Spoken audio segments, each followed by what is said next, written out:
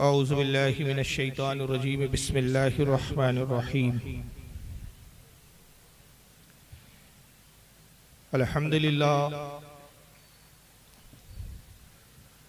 अल्हम्दुलिल्लाहि रब्बिल आलमीन वल आक़िबतु लिल मुत्तक़ीन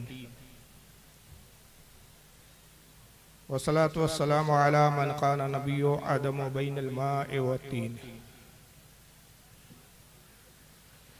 क़ाल अल्लाहु तबारक व तआला फ़िल क़ुरानिल मजीद वल फ़ुरक़ानिल हमीद या अय्युहल्लज़ीना आमनुत्तक़ुल्लाहा व कूनू मअस्सादिक़ीन सदक़ल्लाहुल अज़ीम सदक़ा सादिक़ुल मस्दूक़ अलैहि सलातो व तस्लीम इन्नल्लाहा व मलाइकतहु युसल्लूना अलन नबी या अय्युहल्लज़ीना आमनू सल्लु अलैहि व सल्लिमू तस्लीमा अल्लाहुम्मा सल्लि अला सय्यिदिना मौलाना शफ़ीअना व हबीबना व तबीबना व नबियना व मौलाना मुहम्मदिन व अला आलिहि व अस्हाबिहि व अहले बैतिहि व ज़ुर्रिय्यतिहि व बारिक व सल्लिम सलातु व सलाम अलैका या रसूलल्लाहि सल्लल्लाहु तआला अलैहि व सल्लम। तेरे गुलामों का नक्श कदम है राह खुदा, तेरे गुलामों का नक्श कदम है राह खुदा, वो क्या बहक सके जो ये सुराग लेके चले। आज की ये बहुत ही अज़ीमुशान कॉन्फ्रेंस जो उर्से महबूबुल औलिया हज़रत दाता महबूब शाह वली अलैहि रहमत व रिज़वान उनके उर्स पाक के मौके पर मुनक्किद की गई है, जिसमें आप और हम सब शरीक हैं। और मुझसे कबल बेहतरीन आपने नातिया कलाम समात फरमाया जनाब असद इकबाल साहब से, उसके बाद एक बेहतरीन खिताब भी हुआ और इन सब पे सोने पे सुहागा हजरत नकीब अहले सुन्नत हजरत मौलाना मोहम्मद आसिफ रज़ा साहब मद्दज़िल्लहु आली, उनकी निज़ामत और नियाबत और बिलाशुबा बिला मुबालगा मैं याद करता हूँ कि इस वक्त हिंदुस्तान में निज़ामत के हवाले से जो नाम हज़रत मौलाना आसिफ साहब किबला का है, बल्कि नाम ही नहीं बल्कि अभी मामला ये है कि लोग उनसे निज़ामत के आदाब, निज़ामत का तरीका, निज़ामत का ढंग सीखते हैं। इसमें कोई मुबालगा नहीं है। मैंने बहुत जलसों में देखा है कि कई लोग उनकी कॉपी करते हैं और अगर रूम में आप बैठे आवाज़ सुने तो कई बार मेरे साथ ऐसा हुआ है कि इतना हू बहू अंदाज लोग अपना लेते हैं। अच्छों की नकल भी अच्छी होती है, मैं इसको बतौर मजम्मत नहीं तारीफी अंदाज में बयान कर रहा हूँ। ये खूबी है कि किसी को अंदाज को आदमी तभी अपनाता है जब उससे मुतासिर होता है। तो रूम में मैं बैठा हूँ, आवाज़ आती है तो मैं कई बार पूछता हूँ बानिया ने जलसा से, क्या आसिफ प्रताप गढ़ी आए हुए हैं? कहते नहीं वो नहीं है साहब, फुला है। अरे मैं कहा आवाज़ तो बिल्कुल वैसी लग रही है, अंदाज भी वही है। तो लोग कॉपी करते हैं बाकायदा। तो यकीनन ये आला हज़रत का फैज़ है, हुज़ूर ताजुश शरिया का उन पे फैज़ है। जहाँ तक मेरा गुमान है ताजुश शरिया से ही मुरीद है शायद, है ना? हाँ, तो ये पीरो मुर्शिद का उन पे फैज़ व करम है। बहरहाल मैं ममनून व मशकूर हूँ यहाँ के उलमा अहले सुन्नत का, बिलखुसूस मौलाना शौकत साहब किबला का, शौकत अली साहब का, कि जिन्होंने मदू किया, मौलाना महबूब साहब का, और दीगर उलमा जितने हैं सबका नाम लूँगा, इसी में वक्त जाएगा क्योंकि किसी भी सूरत में 2:30 बजे या 2:45 बजे मुझे यहाँ से निकलना है, क्योंकि कलकत्ता से मुझे फ़्लाइट पकड़नी है, तो ज़्यादा वक्त नहीं है। बहरहाल बहुत मुख्तसर वक्त में ज़्यादा बातें करने की का मैं अभी इस वक्त इरादा रखता हूँ, लिहाजा तमहीद को अब ज़्यादा लंबी ना करते हुए बिल्कुल अपने मौजू पर आता हूँ कि हम हज़रत महबूबुल औलिया का उर्स पाक मना रहे हैं। और ये जो उर्स की तकरीब हम बुजुर्गान दीन के मनाते हैं, इसके ताल्लुक से हमारे क्या एतकादात है, क्या नज़रियात है, इंशाअल्लाह कुछ लोगों के जब मैं एतराज़ दिखाऊंगा तो साथ में जवाब भी आते जाएंगे। मैं सिर्फ इतना बता दूं कि रब तबारक व तआला को 2 चीज़ें बड़ी पसंद है, बल्कि अगर पूरे इस्लाम का निचोड़ में समेट दूं तो 2 चीज़ों में इस्लाम पूरा समेट के आ जाता है। एक है रब तबारक व तआला को अपनी तौहीद के साथ अपनी इबादत करना, यानी बंदे का अल्लाह की इबादत करना अल्लाह को बड़ा पसंद है। और दूसरा अल्लाह के जो महबूब है उनसे मोहब्बत, उनकी ताज़ीम और इज्जत और उनकी शान और शौकत का एतराफ़। ये कुल इस्लाम का निचोड़ है।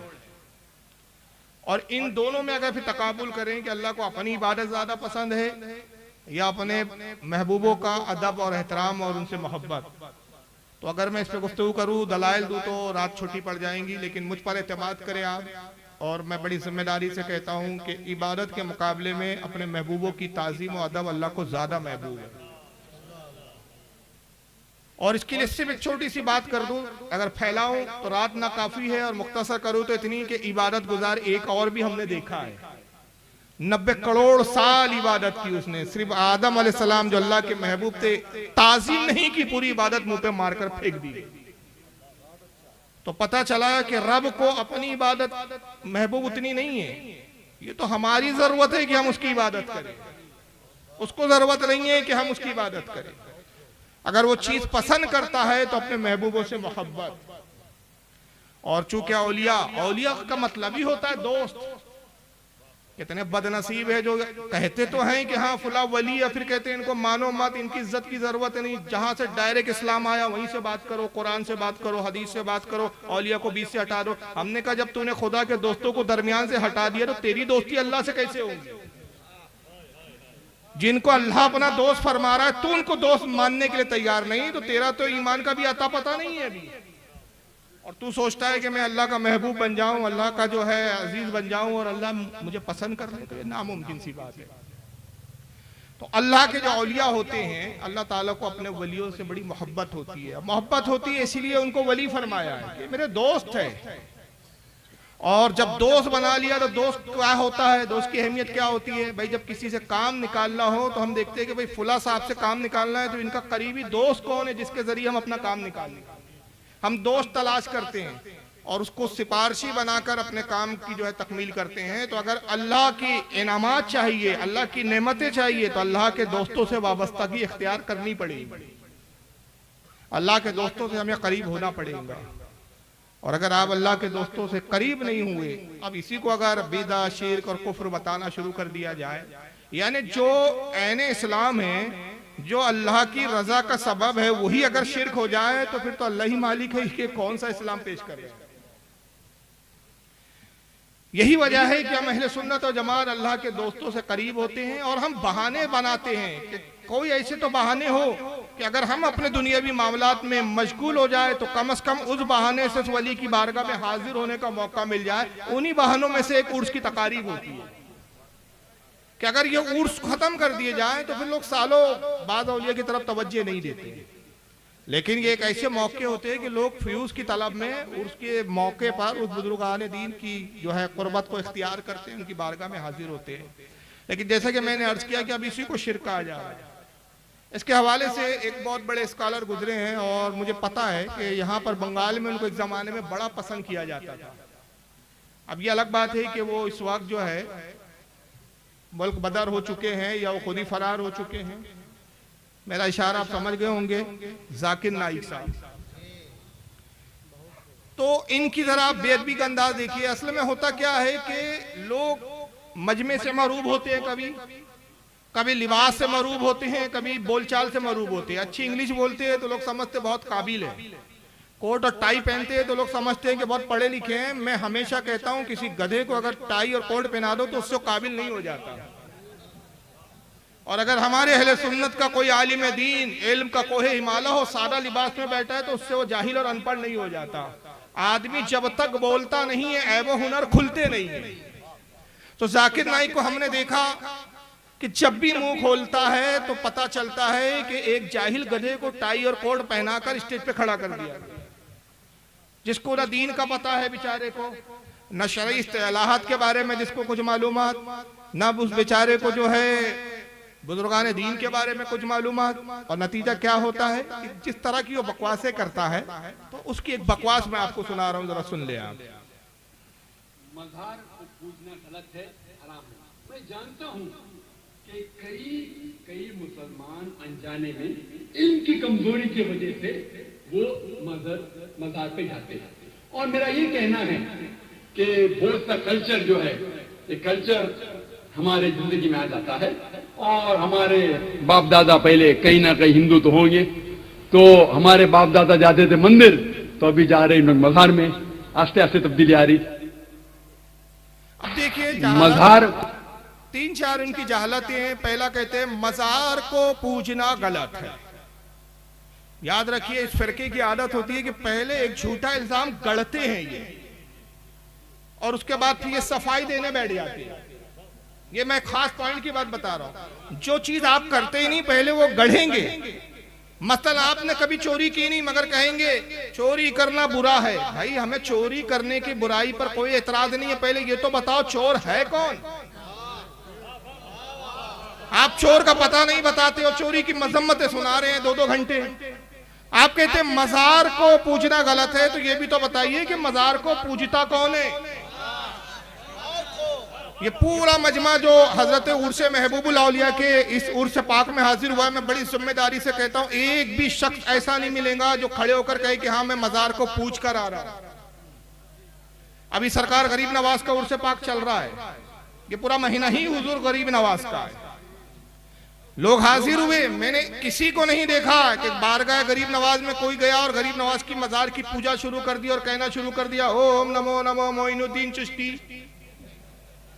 आरती उतार रहा हो, घंटा बजा रहा हो। हमने तो नहीं देखा भाई। हाँ एक चीज देखा है जिससे इन बेचारों को गलतफहमी हो जाती है। वो अक्सर होता है कि बाज अवाम में से या बाज उलमा भी कह लें कि मजार को चूम लेते, चादर को चूम लेते हैं। ये चूमने को पूजना कहते हैं। चूमना और पूजना, और चूमने और पूजने में बेचारों को फर्क नहीं मालूम। ये तो बहुत छोटी बात है मैं अगर ये कहूं कि मजार को चूमना। हालांकि देखिए इस बारे में एक वाज़ेह में हुक्म बयान कर दूं, उलमा के दरमियान इस पर इख्तिलाफ है कि चूमना जायज है या खिलाफ अदब है। नाजायज और हराम पर मामला नहीं है। किसी हमारे अहले सुन्नत के आलिम ने चूमने को हराम नहीं कहा, किसी हमारे अहले सुन्नत के आलिम ने इसको नाजायज नहीं कहा। हाँ अदब के खिलाफ है, खिलाफ औला है या खिलाफ औला नहीं है, इस पर गुफ्तगू है। आला हज़रत फाज़िल बरेलवी चूंकि बड़े बाअदब वाक़े हुए हैं, वो कहते हैं कि मेरा फतवा तो ये है कि मजार से 4 हाथ दूरी पर खड़े रहो, यही बेहतर है।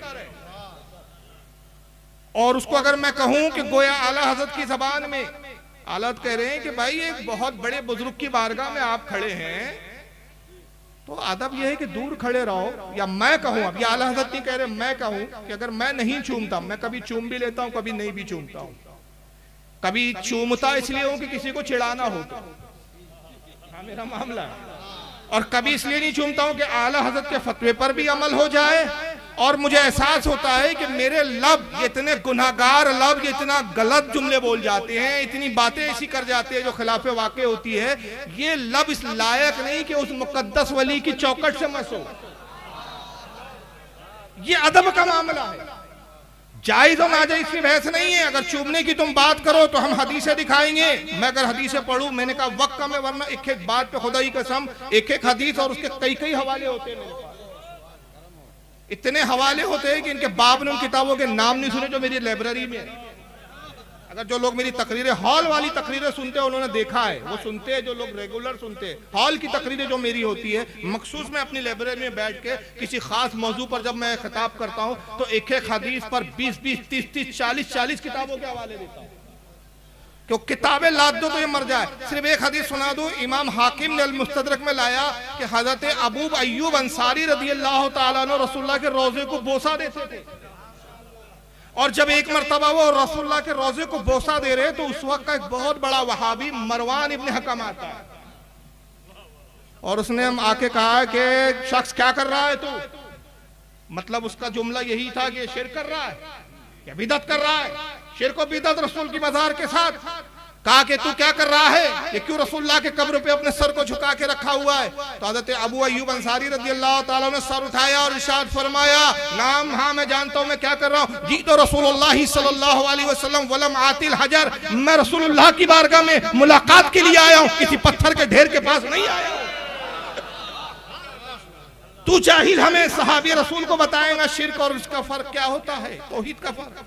हम जानते हैं कि हम क्या कर रहे हैं। और यही हजरत अब्दुल्ला इब्न उमर रदियल्लाहु ताला अन्हु, इसको इब्न तैमिया ने भी अपनी किताब अल वसीला में लिखा है। और अगर हमारे अहले सुन्नत के उलमा की बयान करूं तो लंबी फहरिस्त है कि इस हदीस को कितने कितने मुहद्दिसीन ने लिखा है, मगर इब्न तैमिया के इनके घर का मैं हवाला दे रहा हूं कि इब्न तैमिया ने किताब अल वसीला में लिखा कि हजरत अब्दुल्ला इब्न उमर रदियल्लाहु ताला अन्हु की आदत करीमा थी कि जब आप सफर पर निकलते तो रोज़े रसूल पर पहले हाजिर होते,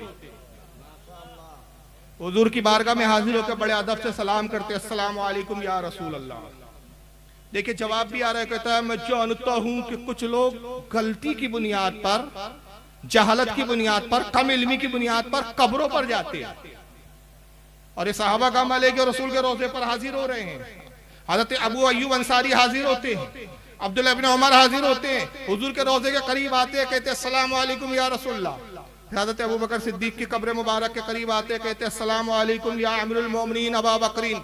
फिर हज़रत उमर अपने वालिद की कब्र के पास आते कहते अस्सलाम वालेकुम या अबा, ऐ वालिद साहब आप पे सलाम हो। और रावी हदीस अब्दुल रहमान कहते, अब्दुल रहमान अल कारी, वो फरमाते मैंने एक बार नहीं, दो बार नहीं, बारहा हमेशा देखा कि हुजूर की कब्र पर, वालिद की कब्र पर, अबू बकर सिद्दीक की कब्र पर सलाम करने के बाद मस्जिद नबवी के उस मिंबर के पास आते जिस पे सरकार जलवागर होते और उस मिंबर पे बोसा देते। पूछता कोई कि आप क्या कर रहे, कहा जानते नहीं इस पे रसूलुल्लाह का जिस्म अथर लगा है, इसलिए मैं इसे चूम रहा हूं।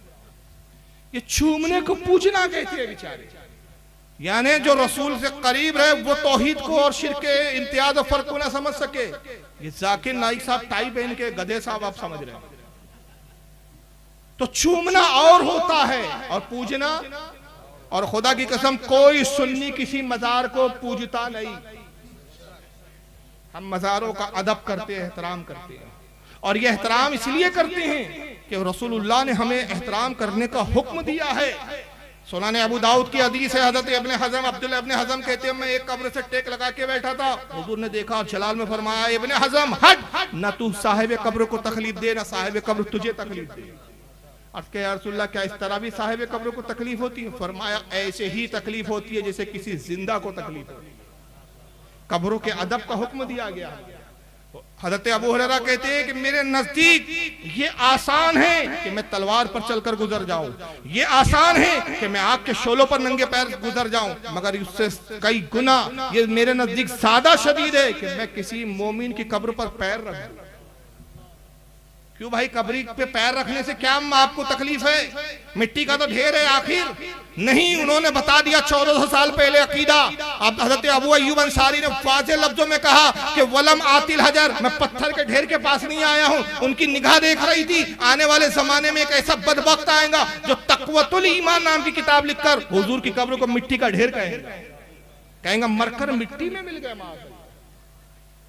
तो अंदाजा लगाइए जाकिर नाइक को आप स्कॉलर समझते हैं, और हालत यह है कि उसके बाद फिर दूसरी चाहलत की उन्होंने कहा मैं जानता हूं कि कल्चर जब आपस में मिक्सअप हो जाता है। देखिए जुमले यही थे ना कि बार बार दिखाऊं, फिर याद रखिए जुमलों को जब मैं वीडियो दिखाऊं। कहा कि हमारा जो कल्चर है मिक्स हो जाता है। हमारे बाप दादा पहले कहीं ना कहीं तो हिंदू थे, माफ करना हमारे बाप दादा हिंदू थे। हो सकता है कि मेरे बाप दादा गरीब नवाज के हाथ पर इस्लाम कबूल करे हो, दातागंज बख्श लाहौरी के हाथ पर इस्लाम कबूल करे हो। अरे हमारा इस्लाम तो इतना पुख्ता, इतना मुस्तहकम और इतना अजीज है कि दुनिया में जितने इलाकों में मुबल्लिगीन गए, सहाबा गए तबलीग के लिए, ताबईन गए तबलीग के लिए, तबे ताबईन गए तबलीग के लिए, औलिया गए तबलीग के लिए, जिन जिन इलाकों में जो जाने वाले मुबल्लिगीन तबलीग के लिए गए अपनी मर्जी से गए। लेकिन हमारा ईमान हुआ है कि जो रसूल को पसंद था कि कोई आने वाला जब ईमान देने आया तो वो खुद अपनी मर्जी से नहीं आया, आका ने भेजा। जाओ मोइनुद्दीन, हिंदुस्तान के लोगों का ईमान मुझे बहुत पसंद है, जाओ इस्लाम फैलाओ, जाओ इस्लाम की तबलीग करो। तो हमारा इस्लाम वो है कि जिसको इस्लाम के साथ भेजा गया, जिसने इस्लाम में हमें दाखिल किया, हमारे इस्लाम पर, हमारी सुन्नियत पर, हमारे इत्तेकाद पर कोई रसूलुल्लाह की मोहर लगी हुई है। तो हमारे बाप दादा हिंदू थे, मगर ऐसे मुसलमान हुए कि आज हम में कोई फारूक नाइक नजर नहीं आता, फारूक रज़वी नजर आएगा, फारूक कादरी नजर आएगा, फारूक चिश्ती नजर आएगा। ये तेरी बदनसीबी है, तेरा बाप भी काफिर था, आज भी तो अपनी उस कुफ्र की निस्बत नाइक को लेकर घूम रहा। नाइक याद रखिए, मुसलमानों के नाम नाइक नहीं होते।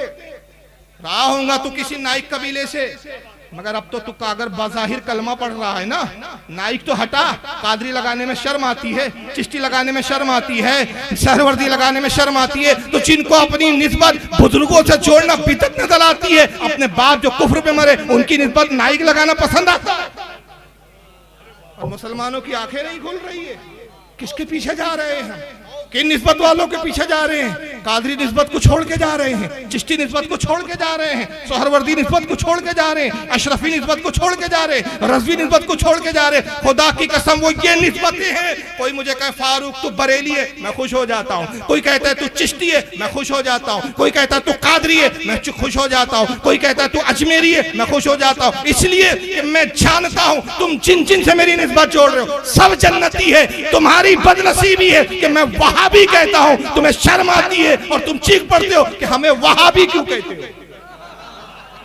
तुम्हें खुद एहसास है इस बात का कि तुम्हारा बाप मोहम्मद इब्न अब्दुल वहाब नजदीक कहां है और तुम्हें कहां जाने वाले हो, क्योंकि कुरान ने फैसला सुना दिया। ये मेरा फैसला नहीं है, याद रखिए, कुरान का फैसला है। अल्लाह फरमाता है यौमा नादू कुल्लु उनासिम बिइमामिहिम, हश्र के दिन को याद करो जब हम तुम्हें तुम्हारे पेशवा के साथ बुलाएंगे। तुमने अब्दुल वहाब नजदी को पेशवा बुलाया, उसके साथ तुम्हें बुलाया जाएगा। तुमने इस्माइल दहलवी को पेशवा बनाया, उसके साथ बुलाया जाएगा। खुदा की कसम हमने पेशवा गौसे आजम को बनाया, गरीब नवाज को बनाया, मखदूम सिमना को बनाया, आला हज़रत को बनाया। जिसके साथ भी हमें बुलाया जाएगा हमारी जिंदगी कामयाब है। तुम अपनी निस्बत रखना बदल सके। आज भी नाइक का तुक्का लेके घूम रहे हो, बातें कहते हो, कल्चर मिक्स होता है। हमारे बाप दादा काफिर थे, इस वजह से वो समझ ही नहीं सके। पहले जाते थे मंदिर, अब जा रहे मजार। कल्चर नहीं छोड़ पाए। यानी जाहिल के नजदीक मजार और मंदिर एक तरह है। और उससे बड़ा एक जाहिल और है आपका, अभी जो भागा नहीं है, मुझसे जरूर भाग रहा है, बलात्कारी बाबा। इसका जो फेल है, हम किसी के ऐब बताने के कायल नहीं, मगर अल्लाह के रसूल की हदीस है कि फाजिर के ऐब बयान करो ताकि लोग उससे बचे। ये हदीस है। मैं जर्जिस की बात कर रहा हूँ, वीडियो दिखाने से माजरत, क्योंकि बात मुझे दूसरी और नहीं कुछ दिखाना है। ये बातें मैं कई तकरीरों में बयान कर चुका हूँ, लोगों ने देखा है, ज़बानी सुना देता हूँ। इससे बड़ा जाहिल मौलवी जर्जिस, वो कहता है कि मंदिर में और मज़ार में कोई फर्क नहीं। वहां खड़ी मूर्ति है या बड़ी मूर्ति है, वहां चुंदरी चढ़ती है या चादर चढ़ रही है, वहां पर मूर्ति को धोया जा रहा है या कब्र को धोया जा रहा है, वहां पर भजन हो रहा है, यहाँ पर कव्वाली हो रही है।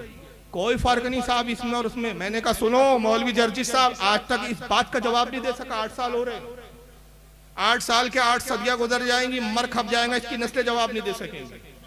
मैंने कहा सुनो, मजार और मंदिर में इतना ही फर्क है। सुनो, एक ही जुमले में बात खत्म कर रहा हूं, दलील की बातें अलग है। मजार और मंदिर में इतना ही फर्क है जितना तेरी बहन और तेरी बीवी में फर्क है।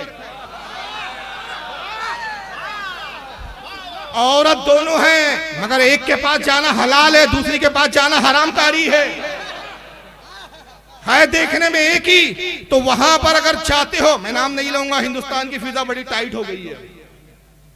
यहां जाते हो या लानतें है, यहां जाते हो बरकतें और रहमतें है। जहां ये हो वहां लानतें उतरती है, और ये जहां होते, अरे ये हो तो क्या कहना, क्या कहना, ये जहां हो ये ना हो, और इनका जिक्र कहीं भी हो तो इंदा जिक्र सालिहीन तनज़्ज़लुर रहमा, जहां सालिहीन का जिक्र होता है वहां रहमत उतरती है। इनके जिक्र से जब रहमत उतरती है तो ये जहां खुद मौजूद हो वहां कितनी रहमतें उतरेंगी, अंदाजा नहीं लगा सकते आप। मगर जर्जी साहब और इनका देख लीजिए, महराज रब क्या नाम है, नाइक साहब का, दोनों कहते हैं कि साहब पहले जाते थे मंदिर बाप दादा, अब जा रहे हैं मजार। और मैं जानता हूं कल्चर मिक्स हो जाता है, तो जब कल्चर मिक्स हो जाए तो जाना नहीं चाहिए फिर, क्योंकि शिर्क है। मजार को बनाना फिर जो है उन्होंने कह दिया साहब हराम है। मैं इसके जवाब में सिर्फ एक बात अर्ज करता हूं, मजार पर जाना शिर्क तो बहुत दूर की बात है, रसूलुल्लाह की सुन्नत है। और सुन्नत शिर्क हो सकती है, जो शिर्क खत्म करने आया हो उसका फेल शिर्क हो सकता है। जो तसव्वुर करे, मैं कहता हूं वो काफिर है। नबी शिर्क मिटाने आए हैं, शिर्क को फरोग देने नहीं आए। आका सल्लल्लाहु अलैहि वसल्लम की सुन्नत कैसी है? असहाबे बद्र की कब्रों पर, मज़ारों पर गए सरकार, असहाबे ओहद की कब्रों पर गए।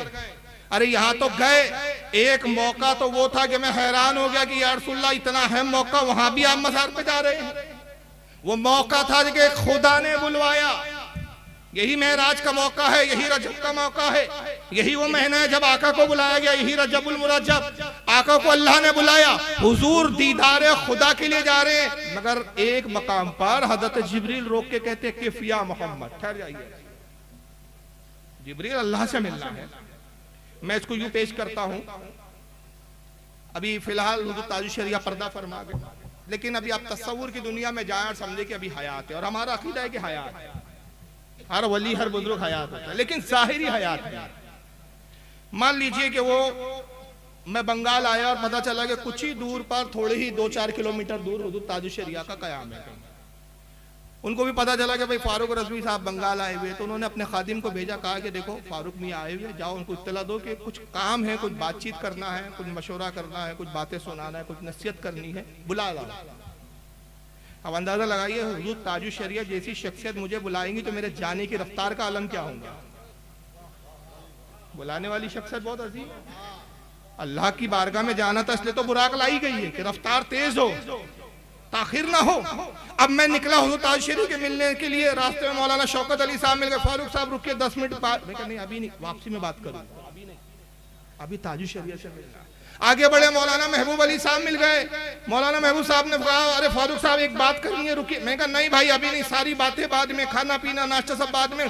ताजुल शरिया ने बुलाया, ताखिर ना हो। मगर क्या बात है कि रसूलुल्लाह जाते हैं और जा रहे हैं तो रोक दिया जिब्रील ने, आते वक्त नहीं रोका, जाते वक्त रोका है, और रोक के कहा या रसूलुल्लाह मोहम्मद रुक जाइए। तो हुजूर ने इरशाद फरमाया जिब्रील यहाँ क्यों रुकवाया? मैं तो अपने रब के दीदार का मुतलाशी हूँ, अपने रब के दीदार में मगन हूँ, उसी का मुतलाशी, उसी की तमन्ना में मैं सफर तेजी से कर रहा हूँ, यहाँ क्यों रुकवाया? कहा या रसूलुल्लाह इसलिए रुक जाइए कि ये मूसा की कब्र ज़ियारत कर लीजिए। और आका ने सिर्फ इतना नहीं कहा, सही मुस्लिम की हदीस है, कोई माइकल आली इस हदीस को चैलेंज नहीं कर सकता, क्योंकि सियासत्ता का बड़ा इन पे जो है सवार रहता है, सियासत्ता से हदीस दिखाओ, सियासत्ता से हदीस दिखाओ। तो सही मुस्लिम की सही हदीस है, हुजूर ने सिर्फ इतना नहीं कहा कि मैं मूसा की कब्र पर आया, दुआ की और चला गया, नहीं, बता दिया कि साहिब कब्र की कैफियत क्या होती है, साहिब कब्र का मकाम क्या होता है, नेक जो कब्रों में होते हैं उनका दर्जा और उनका मकाम और उनकी अज़मत क्या होती है। आका फरमाते मरर तो अला कब्र मूसा वह कायम युसल्ली, जब मैं मूसा की कब्र पर पहुंचा तो मैंने देखा मूसा अपनी कब्र में खड़े हैं और नमाज पढ़ रहे हैं।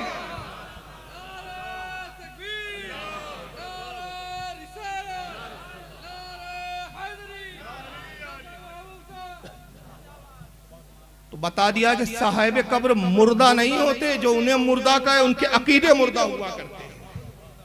साहिब कब्र अल्लाह के जो नेक होते हैं, औलिया होते हैं, अंबिया होते हैं, अपनी कब्रों में हयात होते हैं, नमाज पढ़ते हैं। और ये हद तवातुर तक पहुंची है ये रिवायत, हद तवातुर तक। इस पर मुस्तकिल एक रिसाला इमाम बहकी ने लिखा, और अल्हम्दुलिल्लाह मैंने उसको तखारिज के साथ का तर्जुमा किया, इंटरनेट पे रिसाला मौजूद है, जाके देख ले, उसका नाम है हयातुल अंबिया, नेट पे मौजूद है, मुस्तकिल छपा भी रज़ा अकेडमी ने छपा है। हयातुल अंबिया में हद तवातुर तक की रिवायत है कि इमाम बहकी कहते हैं सिर्फ रसूलुल्लाह नहीं, सिर्फ खास मूसा की बात नहीं है, हर नबी की शान यह है कि अल अंबिया अहयाउन फी कुबूरिहिम युसल्लून, अंबिया अपनी कब्रों में जिंदा होते हैं और नमाज पढ़ते हैं। हर नबी की शान यही है, और औलिया की भी शान यह है। हजरत इमाम जलालुद्दीन सूती फरमाते हैं कि बाद औलिया का तो यह हाल है कि उन्हें सोने का, सुर्ख सोने का, खालिस सोने का, हमारे यहाँ के सोने में तो मिलावट है, ये सोना भी कहीं और से आ रहा है, खालिस सोने का कुरान लिखा हुआ दे दिया जाता है, और कब्र में बाकायदा कुरान देखकर तिलावत करते हैं। इमाम जलालुद्दीन सूती ने शरह सुदूर में लिखा, इसको इमाम इब्न अबी दुनिया ने लिखा, इसको हजरत इमाम कुर्तबी ने तस्करतुल मौता में लिखा, तस्करतुल कुबूर माफ कीजिए। तो कई किताबों में हदीस मौजूद है। तो आका फरमाते हैं कि जब मैं मूसा की कब्र पर आया, मैंने देखा मूसा अपनी कब्र में नमाज पढ़ रहे हैं। मूसा अलैहि सलाम फारिग हुए, हुजूर ने सलाम में पहल की, गुफ्तगू हुई, हुजूर आगे बढ़ गए।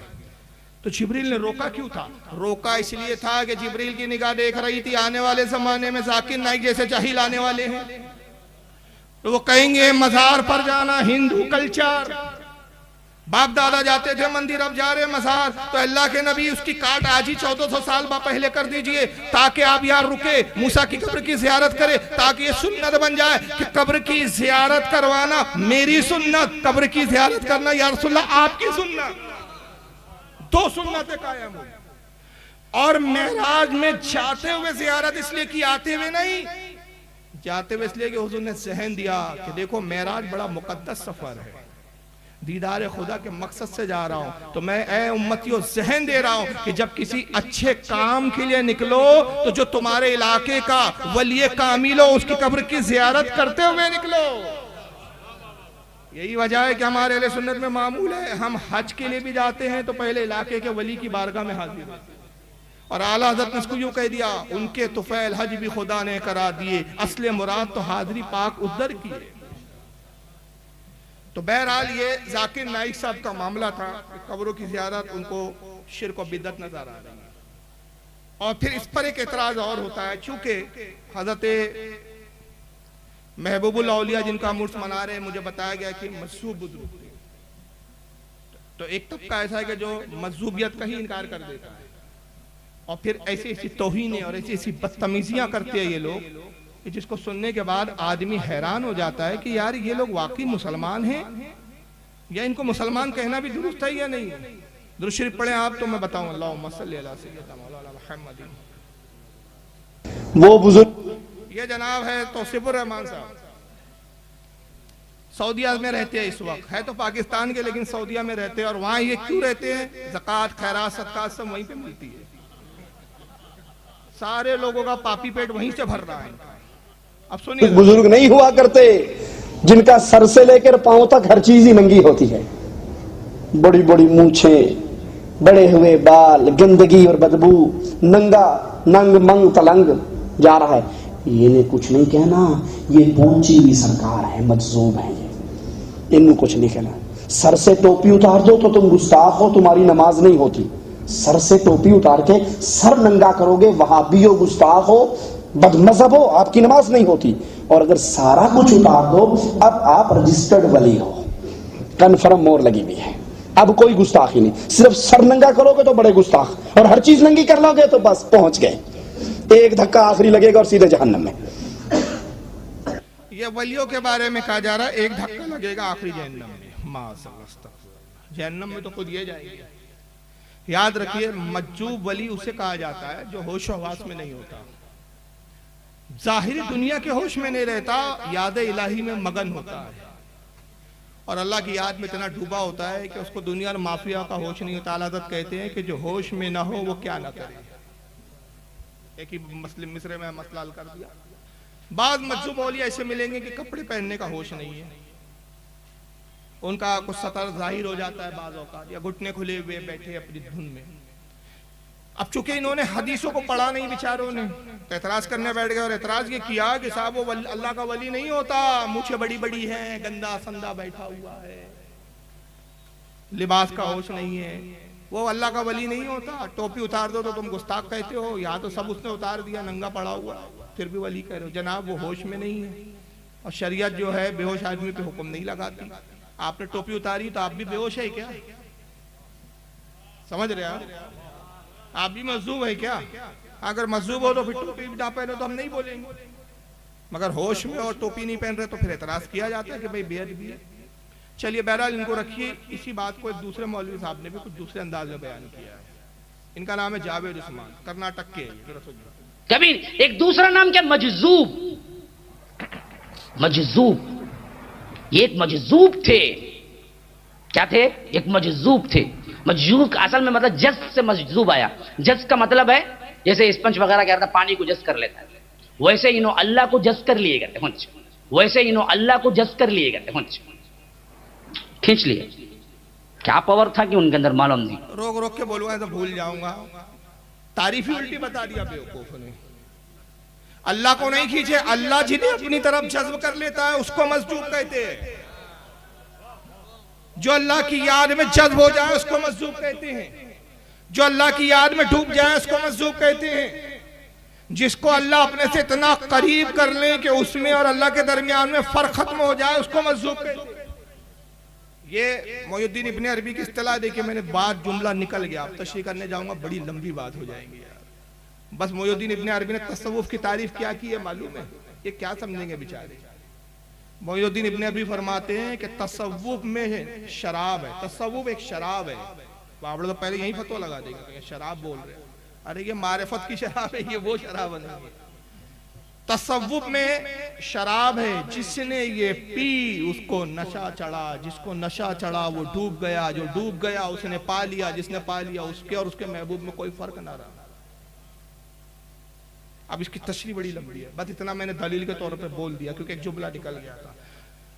अल्लाह को जो अपने तरफ जज्ब कर ले वो नहीं, अल्लाह तो मादों से पाक, हुदूदों से पाक, लिमिट से पाक, जहतो सिमतों से पाक। अल्लाह जिन्हें अपनी तरफ जज्ब कर लेता है, जो अल्लाह की याद में डूब जाते हैं, जिनकी जाते अल्लाह की जात में फना हो जाती है, उसको मजजूब कहते हैं।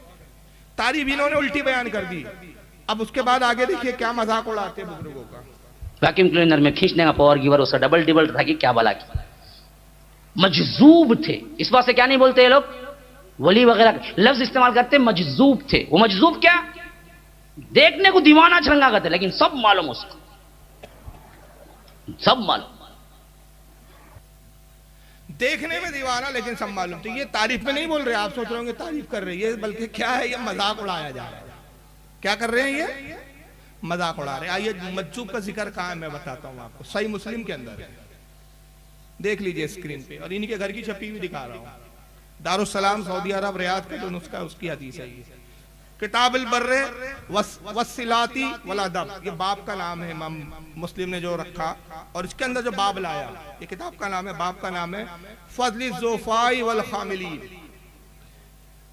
अब इसके अंदर देखिए हदीस क्या ला रहे हैं, हदीस का नंबर है 6577। अन अबी हुरैरा रज़ियल्लाहु अन्हु, अबू हुरैरा से रिवायत है, अन्ना रसूलुल्लाह सल्लल्लाहु अलैहि वसल्लम काला रुब्बा अशसा मदफुइन बिल अब्वाब। अबू हुरैरा रज़ियल्लाहु ताला अन्हु कहते हैं कि अल्लाह के रसूल सल्लल्लाहु ताला अलैहि वसल्लम ने इरशाद फरमाया, कितने ही ऐसे लोग हैं कि जिनका हाल पुरागंदा, पुरागंदा यानी मैले कुचले, लिबास मैले, दाढ़ियां बड़ी हुई है, मुझे ये पुरागंदा लफ्ज में सारी चीजें आ गई, जिनके बाल बिखरे हुए, और मदफूइन बिल अब्वाब, जिनको दीवाना समझ के लोग दरवाजों से धुतकार देते हैं, जिनको लोग दीवाना समझते हैं, दरवाजों पे खड़े रहना जिनका गवारा नहीं करते, ये मजदूब है कि देखने में गंदे संदे दरवाजों से धुतकारे जा रहे हैं, मगर उनका मकाम के आगे आका कहते लो अक़सम अलल्लाहि लअबर्रा, मकाम वो है कि अल्लाह पर भरोसा करके कसम खा ले, अल्लाह उनकी कसम को पूरा फरमा देता है। अब अगर कसम खा के मुर्दे को ठोकर मारे, कुम बिइज़्निल्लाह, मुर्दा जिंदा हो जाए। बीमार आए कहे हुजूर बीमार हूं, शिफा अता कर दीजिए, अल्लाह की कसम कहा कर कह दे जा तुझे शिफा दी गई, अल्लाह कसम को पूरा फरमा। यह है मुस्लिम की हदीस। इन बेचारों को सही मुस्लिम पढ़ने की तौफीक नहीं, हालांकि यह हदीस तिरमिज़ी में भी है, किताबुल मनाकिब में आई है हदीस नंबर 3854।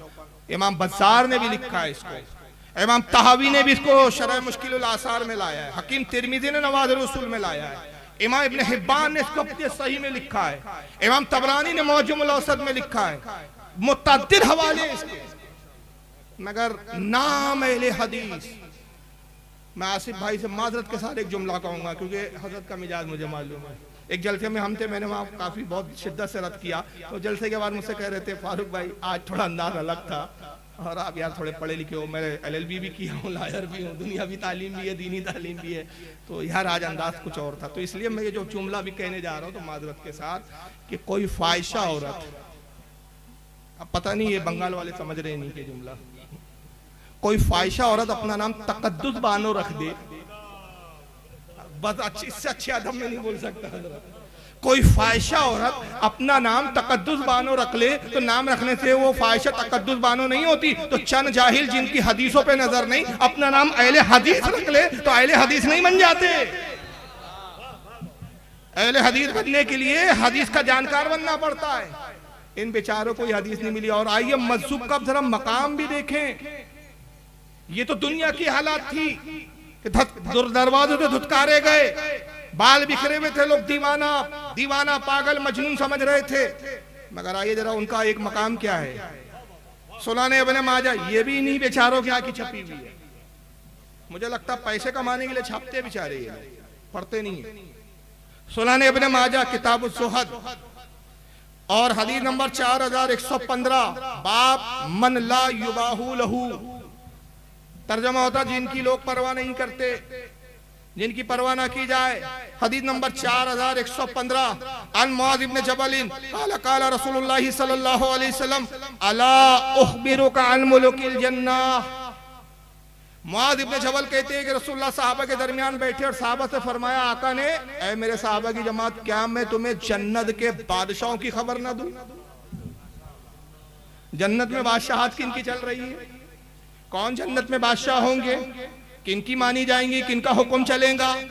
अला उख़बिरुका अन मुलुकिल जन्नह, क्या मैं तुम्हें जन्नत के बादशाहों की खबर ना दूं? कुल तो बला। सहाबा ने अर्ज़ किया, अल्लाह के नबी जरूर जरूर जन्नत के बादशाहों के बारे में बताया। काला रजुलुन ज़ईफ़ुन, कहा जन्नत के बादशाह वो होंगे कि दुनिया में तुम देखोगे तो ज़ईफ़, कमजोर, मुस्तज़अफ़ुन, नातवा, नातवा हड्डियां दिख रही है, जिस्म का पेट धसा हुआ, ज़ुतिमरैन, लिबास फटे पुराने बोसीदा, लिबास पुराने बोसीदा, ला युबाहु लहू, जिनकी लोग परवाह नहीं करते, लोग दीवाना पागल मजनून समझते हैं। लो अक़समा अलल्लाहि ला अबर्रा, मगर मकाम वही है कि अल्लाह पर एतमाद करके कसम खा ले, अल्लाह उनकी कसम को पूरा फरमाए। ये हदीस का शायद ये जुमले पे आपने तवज्जो नहीं दी, जन्नत के बादशाह। इस हदीस को समझाने के लिए बस एक छोटा सा वाकया बताऊंगा। बगदाद का माहौल है, हारून रशीद खलीफा वक्त है, बेगम जुबैदा के साथ सैर के लिए निकलते हैं। वक्त का एक दीवाना मजजूब रेत के टीले पर बैठा हुआ है, रेत की झोपड़ियां बना रहा है। दुनिया बहलुल दाना कहती है, नाम बहलुल दाना, हरकतें नादानों की तरह। ला युबाहु लहू, लोग परवाह नहीं करते, शहर से बाहर है। पूरी हदीस का जोग्राफिया उसी में आ गया। ज़ईफ़ुन, कमजोर भी नजर आते हैं, मुस्तज़अफ़ुन, नातवा है, ज़ुतिमरैन, लिबास फटे पुराने बोसीदा, लोग परवाह नहीं करते। बगदाद से बाहर रेत के टीलों पे बैठे हैं और वो रेत के तूदों को जमा करके झोपड़ियां बनाते हैं, छोटे छोटे झोपड़ियां बना के रखे। जुबैदा ने देखा बग्गी में सैर कर रहे हैं, हारून रशीद से कहती है कि बग्गी रुकवा दीजिए। बग्गी रुकी गई, जुबैदा उतरती है। उस वक्त की टनटनाटन सुननी थी जुबैदा। आने के बाद बुजुर्ग के करीब आई, सलाम किया, अस्सलाम वालेकुम। वो हजरत बुजुर्ग जो थे बहलुल दाना अपने काम में मसरूफ है, बगैर सर उठाए जवाब दिया, वालेकुम अस्सलाम। मलिका कहती है, हुजूर आप क्या कर रहे हैं? फरमाते हैं कि देख नहीं रही है, जन्नत के महल ताबीर कर रहा है। तो जुबैदा खुश अकीदा थी, आज का वाबी होता कहते देखो पागल है ये, मट्टी के तूदे बना रहा है जमीन पर और जन्नत के महल बता रहा है इसको। लेकिन वो खुश अकीदा सुननी थी। कह लगी, हुजूर जन्नत का महल मुझे भी अता कर दीजिए। कहा जुबैदा फ्री में नहीं देंगे, अगर जन्नत का महल चाहिए तो खरीदना पड़ेगा। कहा हुजूर कीमत देने के लिए तैयार हूं, बताएं क्या कीमत है? फरमाया 1 दिरहम, चांदी का 1 सिक्का। जुबैदा ने 1 रुपए का निकाला सिक्का, हजरत बहलुल दाना की हथेली पे रख दिया। बहलुल दाना ने सिक्का लिया और वो जो झोपड़ी एक बनाई हुई थी उसको आगे कैसा खसका के इसको तोड़ दिया और कहा, जा ऐ जुबैदा ये महल जन्नत का तेरा हुआ। बात खत्म हो गई, महल पर लौट आए। हारून रशीद जुबैदा से कहते हैं कि मलिका, एक फकीर को, एक दीवाने को 1 रुपया देके ज़ाय कर दिया, किसी गरीब मिस्किन को देती कुछ काम आ जाता। वो रुपये की कदर क्या जाने, कुछ देर हथेली पे उछालेगा, खेलेगा, फेंक देंगे। जुबैदा कहती है, अमीरुल मोमिनीन जाने दीजिए, हमारे पास तो अल्लाह ने इतनी दौलत दी है, 1 रुपये की क्या वैल्यू है। बात खत्म हो गई। रात का वक्त आता है, हारून रशीद अपने ख्वाबगाह में अपनी नींद के कमरे में सो रहे हैं। रात में ख्वाब देखते हैं कि जन्नत का एक माहौल है और ये जन्नत की सैर करते करते आगे बढ़े, एक महल के करीब पहुंचे। महल के सदर दरवाजे पे लिखा था कसरे जुबैदा, जुबैदा का महल। साथ में कोई 2 सिपाही खड़े हुए पहरा दे रहे, गोया फरिश्ते हैं, वो पहरेदार है। हारून रशीद करीब पहुंचे और कहा कि भाई ये क्या हमारी बेगम जुबैदा जो हमारी दुनिया में बेगम थी उसी का महल है? कहा हाँ आपने सही पहचाना बादशाह वक्त, ये आप ही की बेगम जुबैदा का महल है। कहा भाई हमें इजाजत दीजिए, हम अंदर जाएं अपनी बेगम से मिले। कहा नहीं, वो सब रिश्ते नाते दुनिया में थे, यहाँ ये मालिक इस्माइल की जुबैदा, जब तक हम मलका से इजाजत ना ले ले आप महल में दाखिल नहीं हो सकते। ठहरे, हम इजाजत लेकर आते।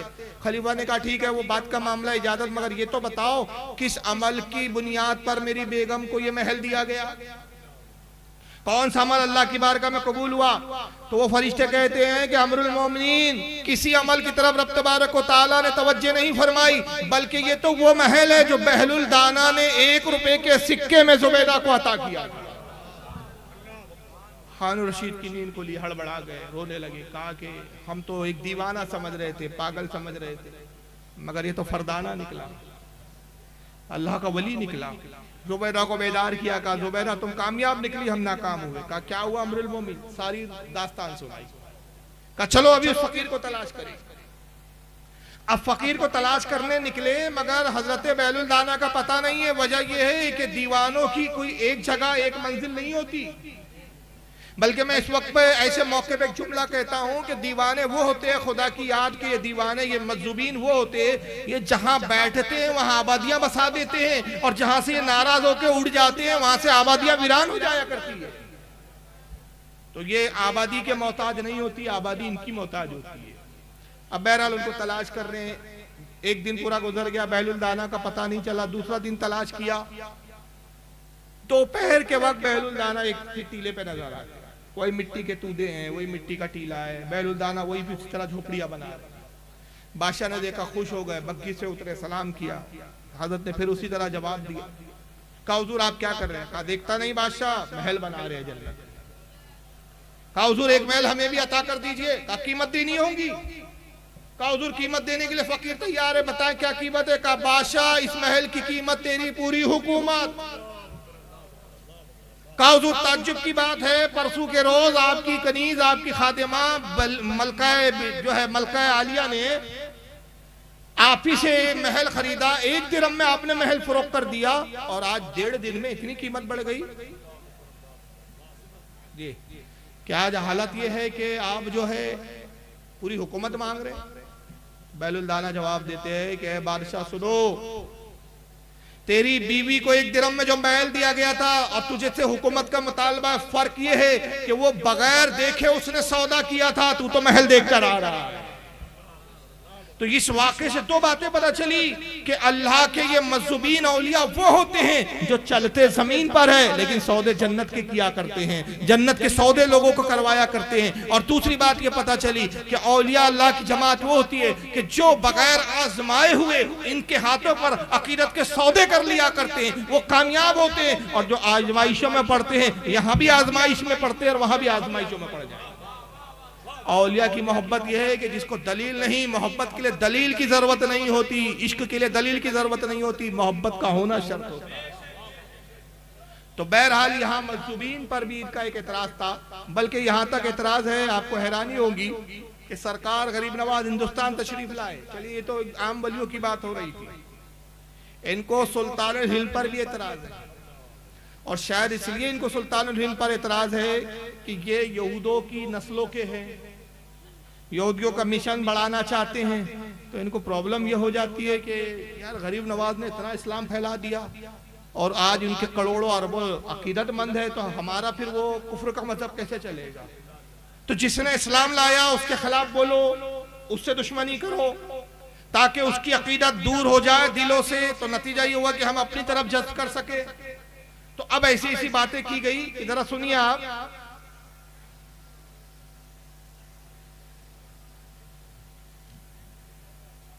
ये एक साहब है जलालुद्दीन जो साबिक, एक मिनट, मौलाना जलालुद्दीन कासमी साहब है, जरा सुनिए इनको। ख्वाजा अजमेरी रहमतुल्लाह अलैह दर हकीकत जनूबी ईरान के एक इलाके सीस्तान के अंदर पैदा हुए सन 536 के अंदर, और इंतकाल उनका हुआ सन 635 के अंदर। अच्छा ये चले, मक्का आए और मक्का से मदीना आए, और इनके जो पीर थे उस्मान हारूनी, मुर्शिद इनके उस्मान हारूनी, जब मदीना आए तो इनके पीर ने कहा, देखो ये सामने नबी की कब्र है, सलाम करो, सलाम भेजो। देखो यहाँ ऐसा होता है ना, पीरा नबी परंग मुरीदा भी परान, पीर लोग नहीं उठते हैं, मुरीद लोग उनको उड़ा देते हैं। कहा कि सलाम कर मेरे बच्चे, कहा कि अस्सलाम वालेकुम या सय्यिदुल मुरसलीन, सलाम हो तुम पर ऐ सय्यिदुल मुरसलीन। कब्र से आवाज आई, वालेकुम सलाम या सुल्तान हिंद। पीरा नबी परंग मुरीदा नबी परान, पीर लोग नहीं उड़ते हैं, मुरीद लोग उनको उड़ा देते हैं या सुल्तान हिंद। अच्छा, कहां तक मामला है? कब्र से जवाब आने का बिल्कुल सही नहीं है, इसलिए कि बात हदीस के खिलाफ है। हदीस इस तरह हजरत इमाम मुस्लिम रहमतुल्लाह इस हदीस पाक को ऐसे किताबुल फज़ाइल के अंदर लाए। हजरत अबू हुरैरा फरमाते हैं कि जनाब मोहम्मद रसूलुल्लाह सल्लल्लाहु अलैहि वसल्लम ने इरशाद फरमाया कि मैं क़यामत के दिन तमाम औलाद आदम का सरदार और सबसे पहले मेरी कब्र फटेगी। इसका मतलब कयामत से पहले, सूरह इसराफील से पहले आपकी कब्र फटेगी ही नहीं, और जब कब्र फटेगी ही नहीं तो जवाब बाहर आने का सवाल ही पैदा नहीं होता। लिहाजा हदीस पाक से साबित हुआ कि ये कहानी बना ली गई है। पीरा नबी परंग मुरीदा नबी परान, पीर लोग नहीं उठते, मुरीद लोग उनको उड़ा देते हैं। ये वाकया बनाया हुआ है, मनगढ़ंत है। आप अपने नस्ल दर नस्ल अपने बाप दादाओं से यही सुनते आ रहे हैं कि सरकार गरीब नवाज रोज़े रसूल पर हाजिर हुए, सलाम किया, रसूलुल्लाह का जवाब आया, हुजूर ने गरीब नवाज को हुक्म दिया कि जाओ हिंदुस्तान तबलीग करो। और मैंने भी अभी यही बयान किया। ये कहते हैं ये वाकया गढ़ा हुआ है, मन गढ़ंत है। वजह क्या है कि हदीस रसूल के खिलाफ है। और हदीस क्या पेश की इन्होंने? वही वहाबी वाला अकीदा। वजह यह है कि जिनको ये मानते हैं ना अपना बड़ा, इब्न तैमिया, मोहम्मद इब्न अब्दुल वहाब नजदी, इन सब के अकीदे थे कि रसूलुल्लाह मरकर मिट्टी में मिल चुके हैं। बल्कि इब्न तैमिया ने तो माज़अल्लाह किताबुल वसीला जो किताब लिखी है उसमें ये तक लिखा कि हुजूर की कब्र पर जो ये बास सूफिया दावा करते हैं कि हम गए सलाम किया, कब्र से हुजूर की आवाज़ आई, ये झूठे सूफी होते हैं। बास कहते हैं कि कब्र फटी, हुजूर कब्र मुबारक से तशरीफ लाए, मुलाकात की। ये झूठे मनगढ़ंत किस्से गढ़ने वाले झूठे सूफी है। हुजूर अपनी कब्र से नहीं आ सकते, हुजूर की कब्र से आवाज़ नहीं आ सकती, बल्कि वो शैतान होता है जो हुजूर की आवाज़ में जवाब देता है। ये किताब मौजूद है मेरे पास।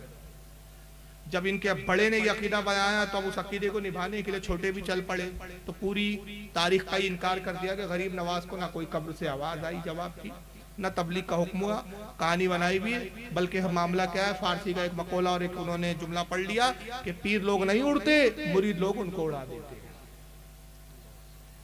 और फिर दलील क्या दी कि हदीस पाक में हुजूर फरमाते कयामत से पहले सबसे पहले मेरी कब्र फटेगी, मैं कब्र से बाहर आऊंगा, सबसे पहले मैं हश्र के मैदान में हाजिर होऊंगा। तो जब कब्र की फटेंगी आखिरत के वक्त कयामत के दिन, उससे पहले कब्र फटेंगे नहीं, तो उससे पहले जब कब्र नहीं फट सकती तो आवाज भी नहीं आ सकती। यानी मारे ईंट कहीं की ईंट कहीं का रोड़ा, भानवती ने कुंभा जोड़ा वाली बात है।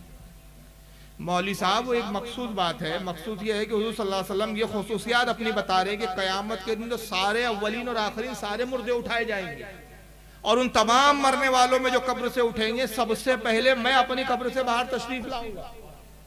उससे ये कहीं उस हदीस से ये साबित ही नहीं होता है कि उससे पहले हुजूर कब्र से नहीं आ सकते या हुजूर की आवाज कब्र से बाहर नहीं आ सकती, ये नहीं साबित होता। बस एक रिवायत पे सुनाऊंगा, रिवायत बहुत सारी है लेकिन वक्त नहीं है। रिवायत क्या है? रिवायत ये है हजरत अली रजी अल्लाह तआला ने इस हदीस के रावी है। रावी कौन है? मौला कायनात। और हजरत अली कहते कि जब हजरत अबू बकर सिद्दीक के विसाल का वक्त आया तो अबू बकर सिद्दीक ने मुझे बुलाया और कहा कि अली मेरी वसीयत यह है कि जब मेरा इंतकाल हो जाए तो गुस्ल दिया जाए, कफन पहनाया जाए, और मेरी ख्वाहिश है कि रसूलुल्लाह के रोजे में मुझे दफन किया जाए, मगर हुजूर सल्लल्लाहु अलैहि वसल्लम से इसके लिए इजाजत तलब कर लेना। अगर इजाजत मिले तो दफन करना, इजाजत ना मिले तो दफन मत करना। हजरत अली फरमाते हमने वसीयत के मुताबिक वैसा ही अमल किया, गुस्ल दिया, नमाज जनाजा पढ़ाई गई और उसके बाद हम जनाजा लाए। हजरत अली कहते मैं वो पहला फर्द था जो सबसे आगे आया, हुजूर का रोज़ा रसूल का दरवाजा बंद था, और आने के बाद मैंने रसूलुल्लाह की बारगाह में अर्ज किया, कुल तो या रसूलुल्लाह सल्लल्लाहु अलैहि वसल्लम हाजा अबू बकरिन मुस्ताजिन, कहा कि या रसूलुल्लाह ये अबू बकर सिद्दीक है, आपके रफीक गार है और आपकी कब्र पाक के पहलू में, आपके पहलू में दफन होने की इजाजत चाहते। मौला कायनात फरमाते फराअयतुल बाबा कद तफ्तहा, खुदा की कसम मैंने अपनी आंखों से देखा कि रोज़े रसूल का दरवाजा खुद ब खुद खुल गया। और अभी सिर्फ दरवाजा नहीं खुला, वह समीतो यकूल, और मैंने ये सुना कि आका की आवाज आई। आका इरशाद फरमा रहे थे अदखिलुल हबीबा इला हबीबिही, हबीब को हबीब से मिला दो। ये हदीस नहीं मिली इन बेचारों को। हालांकि इसको इमाम फखरुद्दीन राजी ने तफसीर कबीर में लिखा है, इब्ने असाकिर ने तारीख दमिश्कुल कबीर में लिखा है, और अगर सूफिया की बात करूं तो मखदूम अशरफ जहांगीर सिमनानी ने लताइफ अशरफी में लिखा है, इमाम इब्ने हजर अस्कलानी ने लिसानुल मीज़ान में लिखा है, अल्लामा ज़हबी ने इसको अपनी किताब जो है अल्लामा ज़हबी ने इसको अपनी किताब में लिखा है सिरारुल इलाम उन नुबाला में, इमाम बुरहानुद्दीन हलबी ने सीरतुल हलबिया में लिखा है, इमाम अब्दुर्रहमान जामी ने अपनी किताब नफातुल उन्स के अंदर लिखा है, इमाम सुयूती ने अल खसाइसुल कुबरा में लिखा है, शाह अब्दुल अजीज मुहद्दिस दहलवी ने इसको अपने फतावे अजीजिया में लिखा है, हत्ता के बड़े बड़े मुहद्दिसीन ने इसको अपनी अपनी किताबों में लिखा, मगर किसी किताब में इनको नहीं आया कि भाई जब अबू बकर सिद्दीक के लिए रसूलुल्लाह की आवाज आ सकती है तो गरीब नवाज के लिए आवाज क्यों नहीं आ सकती। लेकिन इनकार करना है असल में मकसद ये है, और इनकार करके सिर्फ ये तौहीन करना है कि नहीं साहब ऐसा कुछ हुआ ही नहीं, ये सब हुआ है। बल्कि यहाँ तक के कि नौज बिल्लाह तबलीग का जो मजाक है वो भी कैसे उड़ाया जाता है। अंदाजा लगाओ, ये गरीब नवाज का मजाक नहीं उड़ाते, ये अल्लाह के वलियों का और दोस्तों का मजाक उड़ाते हैं। इस ताल्लुक से 3 मौलियों को जरा देख लीजिए, और उसके बाद फिर मैं कुछ मुतालबे उसके हिसाब से बताकर मैं गुजर जाऊंगा। दुरूद शरीफ पढ़ें आप, अल्लाहुम्मा सल्ली अला अब जरा सुनिए सल्लल्लाहु तआला अलैहि वसल्लम। पहचानते हैं इन साहब को? एडवोकेट फैज साहब है, जरा सुनिए इनकी जालत। तो ये 15 सहाबा, 15 नहीं चलिए एक ही मान लेते, वो एक सहाबे थे। और मैं समझता हूँ एक सहाबी भी काफी है पूरी दुनिया के मुकाबले में। एक वली अल्लाह जब पूरे हिंदुस्तान को कर सकते ही मशरफ ईमान की एक सलाम का तो 90 लाख और एक सलाम में 90 लाख, तो एक सहाबी तो 90 करोड़ और 90 करोड़ की ताकत रखता है। और एक नबी तो खाली ऐसा देख ले तो जितनी दुनिया तक इंसान ईमान में आ जाना चाहिए। लेकिन अफसोस अबू जहल आया ही नहीं आखिर तक। अफसोस की नजरों में बात नहीं थी जो हमारे वलियों में है कि 90 लाख इधर और 90 लाख इधर। एक सलाम पे तो 90 लाख बोले, दूसरा 90 लाख। अबू जहल पड़ोसी रहा लेकिन बेचारा 9 साल 10 साल तक ईमान नहीं लाया, मर गया, बीमार खप गया जंगी जो बदर के अंदर। कैसे कैसे किस्से बयान करने वाले सुना। तो मैं समझता हूं कि अगर एक वली 90 करोड़ कर सकता, 90 लाख कर सकता है, तो एक साहबी तो 90 करोड़ की ताकत रखता ही होगा, 10 टाइम्स तो ताकतवर होंगे उनसे। कुछ समझ में आई बात आपके? यहाँ पहले समझाना भी पड़ता है यार, थोड़ा सा मसला ये हो जाए। अरे हाँ या ना, कुछ समझ में आया क्या तांस है? इसको कहते हैं वहाबी। ये लड़ाकू औरत है जो ताने मारती है, जो होती है ना मोहल्ले बस्ती की तानाबाज औरत, और उसको जब कहो कि आओ पंचायत में बैठ, तो पंचायत में कभी नहीं बैठती वो। ये वही है, आओ मुनाजरे में, नहीं नहीं नहीं, वो तो आगे से गीली और पीछे से पीली हो जाएगी हमारी, मुनाजरा नहीं करेंगे हम अपने 10 बाय 10 के दड़बे में ताने मारेंगे। कहते हैं कि भाई हुजूर सल्लल्लाहु अलैहि वसल्लम के पड़ोस में अबू जहल था, ईमान नहीं लाया, और तुमने कैसे कैसे किस्से कर लिए कि गरीब नवाज ने इधर सलाम फेरा तो 90 लाख 90 लाख लोग ईमान लिया, इधर सलाम फेरा तो 90 लाख। मैंने कहा ना कि वहाबी पहले गढ़ता और फिर दिफा करता, जवाब देता है, तो लोगों को लगता है यार भाव यार वाकई सुन्नियों ने इस तरह किताबें में लिखा होगा, बेचारे कोट टाई पैंट में बोल रहे, गलत थोड़ी बोल रहे है ना। लेकिन हमारे बेचारे भोले भाले सुन्नी को तौफीक ही नहीं होती कि पहले खुद अपने उलमा से पूछे कि क्या हमारा इस तरह का अकीदा है। अब इसको रखिए, यही बात एक दूसरे साहब ने थोड़ा दूसरे अंदाज में कही है, जरा सुनिए। महराज रब्बानी साहब, जर्जिस साहब, सुनिए। यह है बलात्कारी बाबू। और खवातीन देख रहे हो तो शायरा पहचान लो, इससे बच के रहना, बहुत बड़ा कमीना है। सीरत ख्वाजा पढ़ो ये अजमेरी, ये हाजी अली की दरगाह पे मिल जाएगी किताब। सीरत ख्वाजा पढ़ो ये अजमेरी, ये हाजी अली की दरगाह पे मिल जाएगी किताब। सीरत ख्वाजा पढ़ो, लिखा है कि ख्वाजा साहब जब हिंदुस्तान में आए तो एकदम इस्लाम की फैल गया, और इस्लाम ऐसा फैला कि जब वो नमाज पढ़ते थे तो दाएं तरफ सलाम फेरते थे तो 90,000 आदमी मुसलमान हो जाते थे, और बाएं तरफ सलाम फेरते थे तो 90,000 आदमी मुसलमान हो जाते थे। मैंने बहुत गौर किया कि 90,000 दाएं 90,000 कितने हो गए? 1,80,000। सुन्नतें छोड़ दो, नफिल छोड़ दो, सिर्फ फर्जी फर्ज ले लो, ज़ुहर असर मगरिब इशा तहज्जुद भी छोड़ दो, चलो 5 वक्त की नमाज में कितने हो गए भाई? 1,00,000 आप जो 1,80,000 एक टाइम में हो रहे हैं, 90,000 1,80,000, तो 1 पंचे 5 और 8 पंचे 40, 4 लाख, 5 और 4 कितने हो गए? 9 लाख। एक दिन में 9 लाख आदमी। ख्वाजा साहब की करामत देखो, एक दिन में कितने हो गए? 9 लाख। और मोहम्मद रसूलुल्लाह 13 साल पत्थर खाए, मक्के में पिटे, मार खाए, लोग मजबूर कर दे और निकले और हिजरत करके मदीना जाएं। तो इस 13 साल की कड़ी मेहनत में कितने लोग इस्लाम लाए। जब जंगे बद्र हुई तो सब जोड़े गए, बच्चे भी, बूढ़े भी, जवान भी। जब सब जोड़े गए तो लड़ने वालों की तादाद थी 313। मेरे भाइयों, ये 13 साल की मेहनत तो 313 या एक दिन में 9 लाख। ये पूरा कैलकुलेशन मीर मुंशी जी बैठ गए लेकर कि एक सलाम फेरा तो 90,000 इधर, दूसरा सलाम फेरा तो 90,000 इधर, 5 वक्त की नमाजें, इतने सलाम, उतनी लाख, एक दिन में 9 लाख, तो एक महीने में ये वगैरह वगैरह वगैरह। और फिर उसका तकाबुल सीधा कहाँ कर दिया कि रसूलुल्लाह सल्लल्लाहु अलैहि वसल्लम ने इतने पत्थर खाए, इतने जुल्म सितम बर्दाश्त किए, हुजूर की तबलीग पर इतने लोग ईमान नहीं लाए, मगर गरीब नवाज सलाम फेर रहे तो लाए। और किताब का नाम क्या है?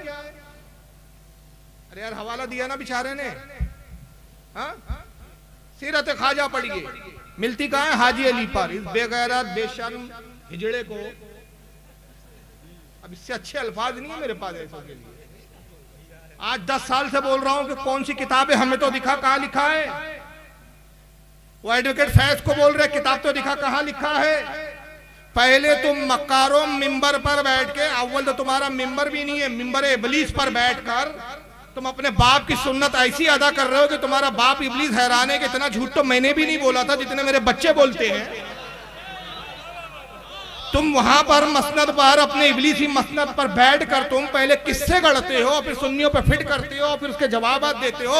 मैं चैलेंज करता हूं, किस माई के लाल ने दूध पिया? कोई वहाबी पहले ये बताए हमारे कौन से मोतमद, मुस्तनद, मोतबर, किस आलिम ने गरीब नवाज की जो सवाने लिखी उसमें कहां लिखा कि इधर सलाम फेरा तो 90,000 और इधर सलाम फेरा तो 90,000? किस किताब में? पहले हवाला तो दो, किताब तो दिखाओ। लेकिन मक्कारी क्या है? वहाबियत ऐसे पनप रही है। ये ऐसे मक्कारियों से वहाबियत, सुन्नी भोले सुन्नी के पास जाते हैं, ये मौलवी की तकरीर सुनाएंगा भाबड़ा, देखो हमारे मौलाना ने तुम्हारे बारे में बोला है सुन्नियों के, देखो मोबाइल खोल के नेट पे चालू करके। अब बेचारा सुन रहा, वो तो समझ रहा है भाई मिंबर पे बैठा है, टोपी लगी है, मौलाना है, इधर भी हजरत लगा है, उधर भी हफजुल्लाह लगा है, दो दो तुक्कों के बीच तो नाम लिखा हुआ है, टोपी है, अल्लामा है, मौलाना है, और चतुर्वेदी, और खुद ही बोलता है कि मुझे आजकल लोग चतुर्वेदी भी बोल रहे हैं। तो हरकतें ऐसी करेंगे तो चतुर्वेदी भी बोलेंगे। तो अब ये नाम अलकाबात, भाई मौलाना झूठ नहीं बोल सकता। उस बेचारे बोले सुन्नी को क्या मालूम कि जो वीडियो ये वहाबी मुझे गुमराह करने के लिए दिखा रहा है, ये इबलीस के मेंबर पे बैठ के झूठ गढ़ रहा है, हमारे किसी आलिम ने ऐसा लिखा ही नहीं। वो बेचारा कंफ्यूज हो जाता है, बोलता हो यार मौलाना बोल रहे सच है, कैसा कैसा लिख दिया यार बरेली के उलमाओं ने कि भाई इधर सलाम फेरा तो 90,000, इधर सलाम फेरा तो 90,000, एक नमाज में इतना, तो दो नमाज में इतना, 3 नमाज में इतना, रसूलुल्लाह की तबलीग पर तो इतने इस्लाम ही नहीं लाए। यार ये सब किससे है यार, गढ़ दिए। वो चला हो गया सुन्नियत से बदजन होकर वाबियत की तरफ। लेकिन सवाल यह है कि हमारे किसी आलिम ने ये बात, हमारे उलमा ने क्या लिखी कि गरीब नवाज ने जो कुल तबलीग का मिशन चलाया, कुल जो तबलीग की अपनी पूरी जिंदगी में एक तखमीना है, एक अंदाजा है कि 90 लाख लोग आपके हाथ पर इस्लाम कबूल करे। और वो 90 लाख लोग जो इस्लाम लाए वो सिर्फ हिंदुस्तान नहीं है। आप जब संजर से निकले तो बगदाद गए, वहां भी आपने दीन फैलाया। बगदाद से आप समरकंद आए, बुखारा है, आप वहां से होते हुए लाहौर होते हुए हिंदुस्तान आए, तो कई इलाकों में आपने सैरो सियाहत की और तबलीग करते रहे। तो ये कुल तबलीग पर जो आपके इस्लाम लाने वालों की तादाद है वो कुल है 90 लाख। सलाम फेरने पर नहीं है सिर्फ, समझ रहे हैं आप? ये बात को याद रखिए। और इस पर भी फिर एक एतराज किया जाता है। महराज रब्बानी ने एतराज किया, कहा कि हिंदुस्तान की आबादी उस वक्त क्या 90 लाख थी कि जो इस्लाम 90 लाख लोग ले आए? और अगर 90 लाख लोग ले आए तो फिर आज तो एक भी हिंदू नहीं होना चाहिए, एक भी गैर मुस्लिम नहीं होना चाहिए। बात देखिए समझ में आती है। हाँ यार, गरीब नवाज के विशाल को आज 900 साल हो रहे हैं, और फिर तबलीग का पहले का कुछ और अरसा पकड़ लो, यानी 950 साल एक मोटा मोटा पकड़ ले आप। 950 साल पहले हिंदुस्तान की आबादी तो 90 लाख भी नहीं रही होंगी यार, तो 90 लाख लोग कैसे इस्लाम ले आए? ये महराज रब्बानी का इतराज दिया, वीडियो है इसका। अब उसका जवाब मैंने दिया है, तकरीर मेरी ख्वाजा के गुस्ताख उसका नाम है, नेट पे सुन लीजिएगा। जवाब यह है कि मैंने कहा इनकी जहालत यह है कि बेचारे ये आज का हिंदुस्तान का नक्शा देख के अंदाजा लगा रहे हैं ये कौन सा हिंदुस्तान देख रहा है? वो आज का हिंदुस्तान जो 15 अगस्त के दिन लगा के सारे जहां से अच्छा हिंदुस्तान पढ़ा जा रहा है। ये गरीब नवाज के दौर का ये हिंदुस्तान नहीं है।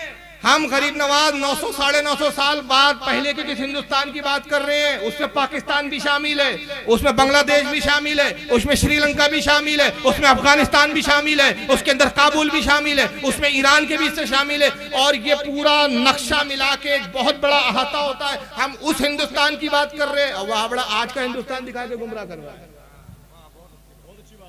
ये देखिए, अब तीसरे देखो झूठों का जो होता है ना, फिरका चूंकि झूठा है।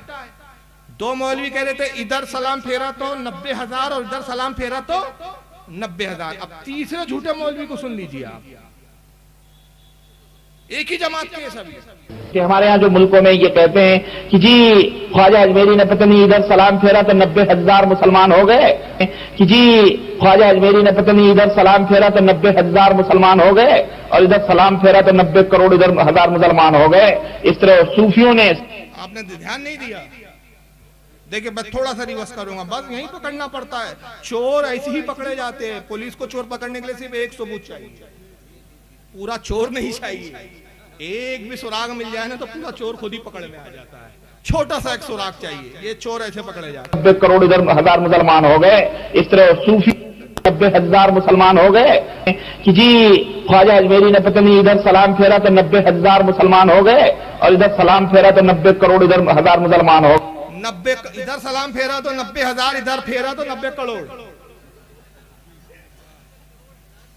अब मैं इससे पूछता हूं, हमारी किसी किताब में नहीं, अब तूने कहां पढ़ा वो बता के। वो हिंदुस्तान का कौन सा मैदान था जहां 90 करोड़ 90 लाख लोग एक मैदान में जमा थे और वह गरीब नवाज नमाज पढ़ रहे थे, सब इंतजार में थे, सलाम फेरे के कलमा पढ़े।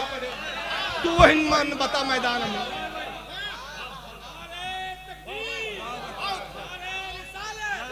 हमारी किताबों में नहीं है। तुम झूठे मक्कार, तुम्हारा फिरका झूठा। तू बताओ कौन सा मैदान है। आज भी हिंदुस्तान के बड़े से बड़े मैदान में 90 लाख लोग जमा नहीं हो सकते। मोदी जी ने जो अभी अहमदाबाद में एशिया का सबसे बड़ा जो मैदान ग्राउंड बनाया ना, वहां भी दावा जो उनका है वो ये है कि 40 लाख जमा हो सकते हैं। 40 लाख से, जहां पे अभी ट्रंप को बुलाया था कोरोना से पहले, समझ रहे हो, वहीं से कोरोना देके गए ट्रम्प जी। तो वो अपनी जय मोदी करा के गए और ये वो अपना ट्रम्प करा के गए। अब की बार ट्रम्प सरकार, आपका भी चल रहा है ना, यही समझ लो। तो आज भी इतना बड़ा मैदान नहीं है। तो वो कौन सा मैदान था महराज रब्बानी साहब के 90 करोड़ इधर बैठे हुए थे, 90,000। ये बेचारे 90,000 बिरादरी से बाहर क्यों थे? ये 90 करोड़ के साथ मिलकर क्यों नहीं बैठे हुए थे? और इंतजार में गरीब नवाज बस बैठे हैं, सलाम फेरे इधर तो ये फट से कलमा पढ़े और इधर। तो हमारी कौन सी किताब में लिखा है भाइयों? नहीं लिखा है। अब मैं 3 झूठ दिखा देता हूं। दिखाना बहुत चाहता था, वक्त मुझे 3.5 घंटा चाहिए था, लेकिन अब क्या करेंगे, जलसे की मजबूरियां हैं कि और भी मुकर्रिरीन हैं और अभी अल्हम्दुलिल्लाह और भी शोरा को आपको सुनना है। लेकिन बस ये 3 झूठ मैं इसलिए सुनाता हूँ अक्सर जलसों में कि ये समझने के लिए इतना बड़ा सबूत है, इतना बड़ा सबूत है कि इसके बाद मैं कहता हूं कि वहाबियत को समझने के लिए किसी तकरीर की हाजत ही नहीं है। आप दुरुस्त शरीफ पढ़े तो मैं निकालता हूं जब तक वो। अल्लाहुम्मा सल्ली अला सय्यिदना मौलाना।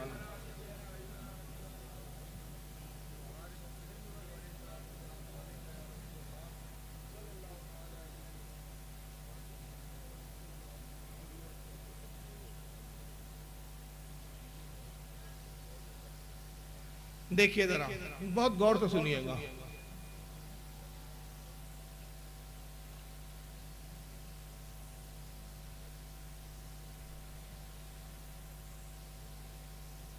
एक ही जमात के पहला मौलवी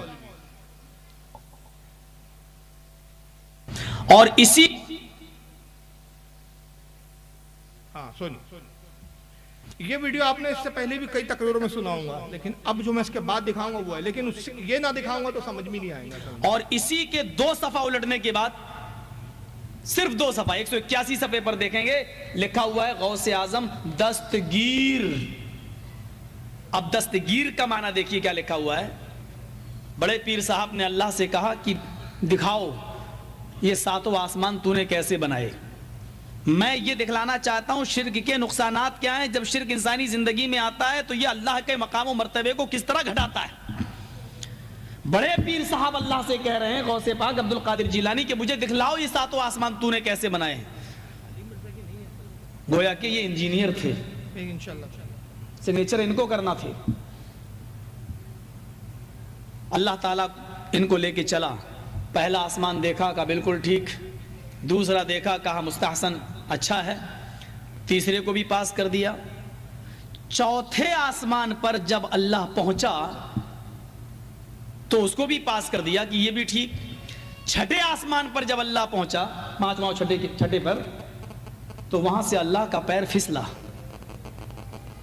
बड़े पीर साहब का पैर नहीं फिसला, मैं बोलने में गलती नहीं कर रहा हूं, अल्लाह का पैर फिसला।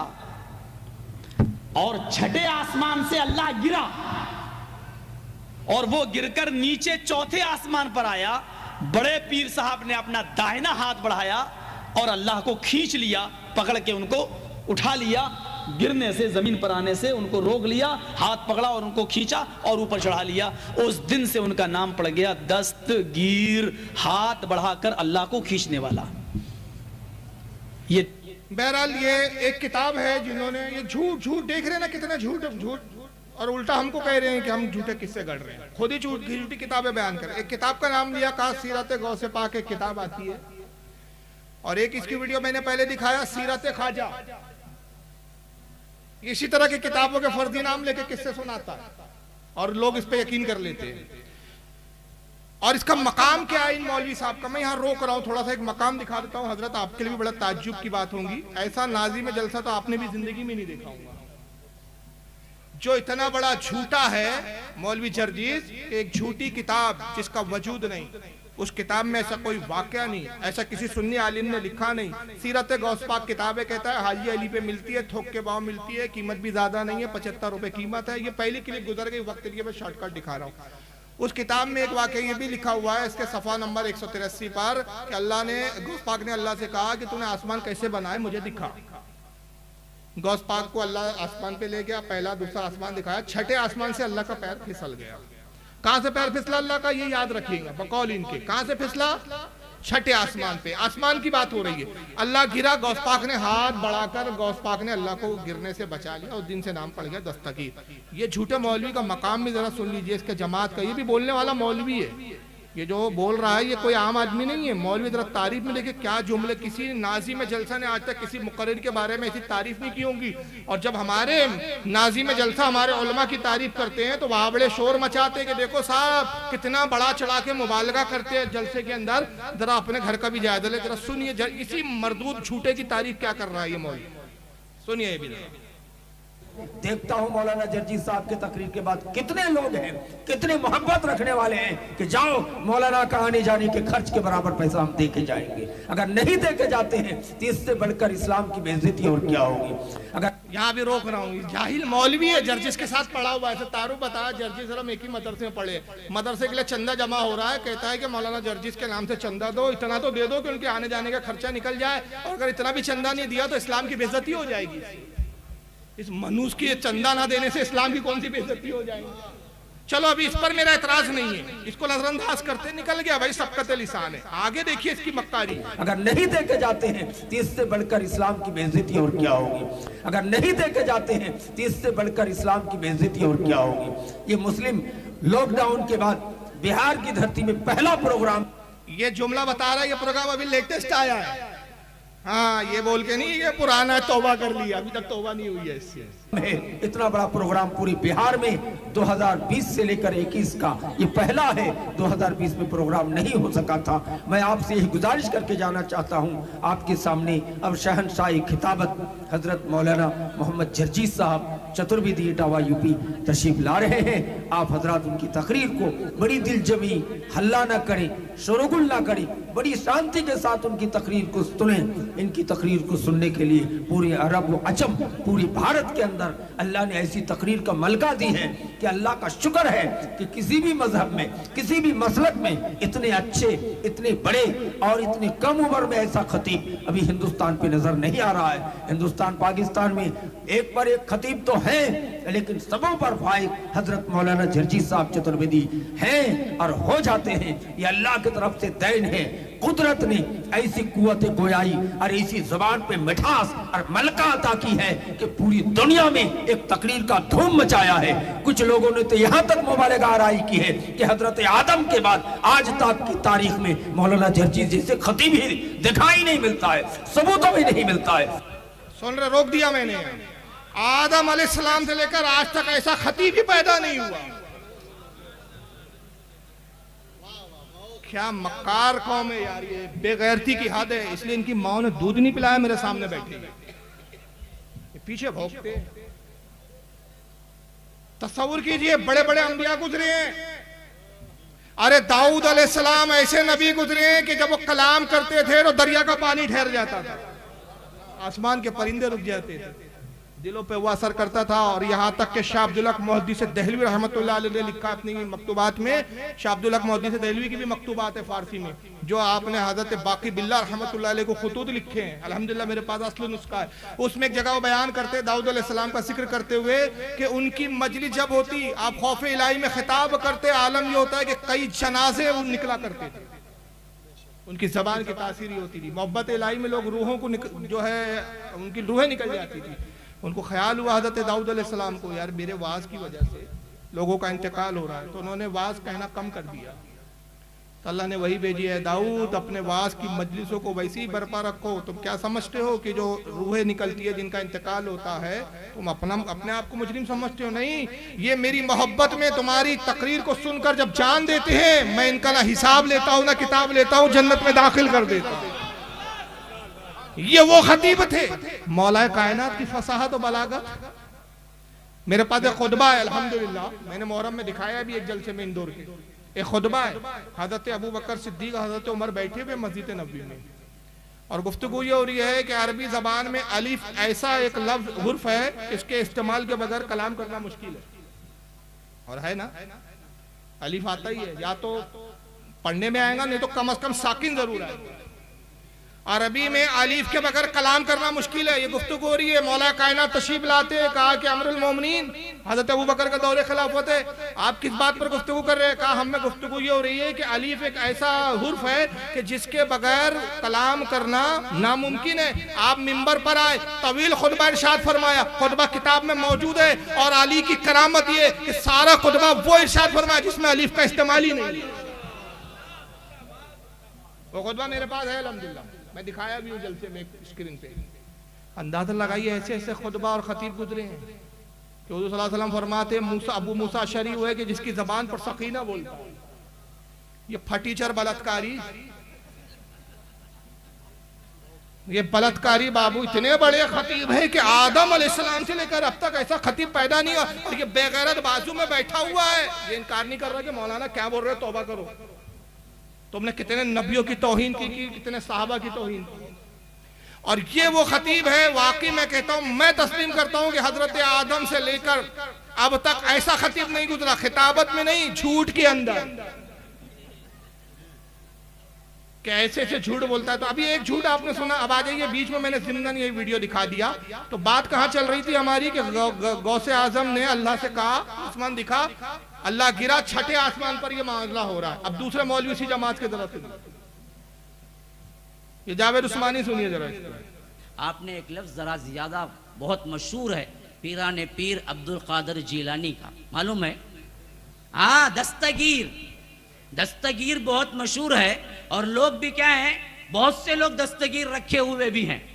तो दस्तगीर है हाथ पकड़ने वाला, और ये लक़ब अब्दुल कादिर जिलानी को कैसे हुआ मालूम है आपको? इसके बारे में वाक़िया लिखते हैं, कहते हुए भी डर लगता है कि कहीं हमारे तौहीद में खलल ना आए, लेकिन इस वक्त अच्छा मकानी देखिए, झूठ बोल रहा है, बरसरे मिंबर झूठ बोल रहा है, और पब्लिक पे देखिए रौब डालने के लिए जुमले कैसे।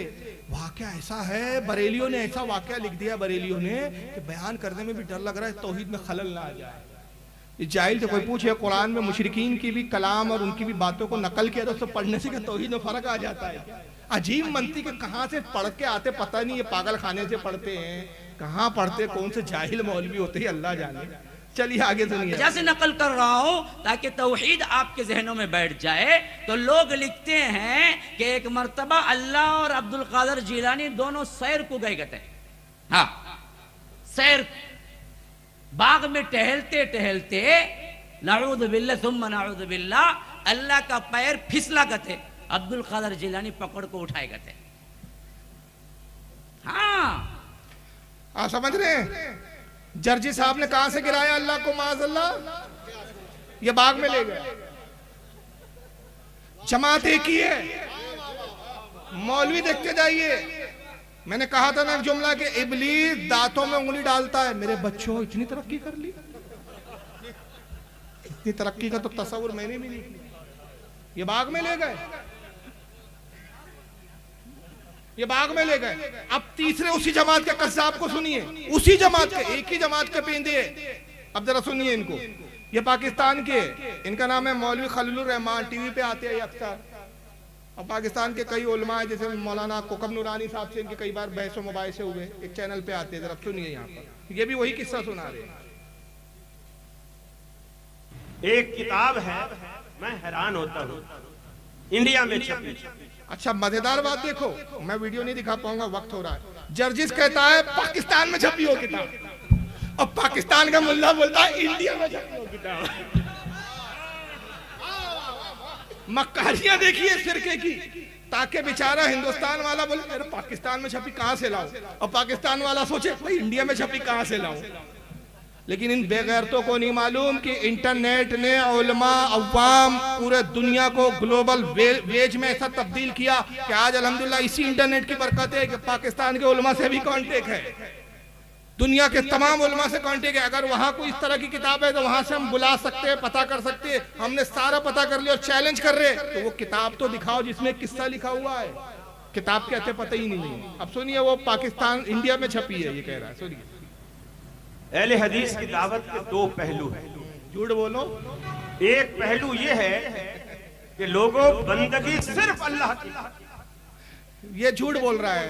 अहले हदीस की दावत के दो पहलू है, पैरवी सिर्फ रसूलुल्लाह की, माफ करना, अहले हदीस की दावत के दो पहलू है। झूठ बोलो, सऊदिया की चाटो, इसके अलावा कोई पहलू नहीं। सारा मजहब रियाल, जितना झूठ बोलेंगे आका उतना खुश होगा।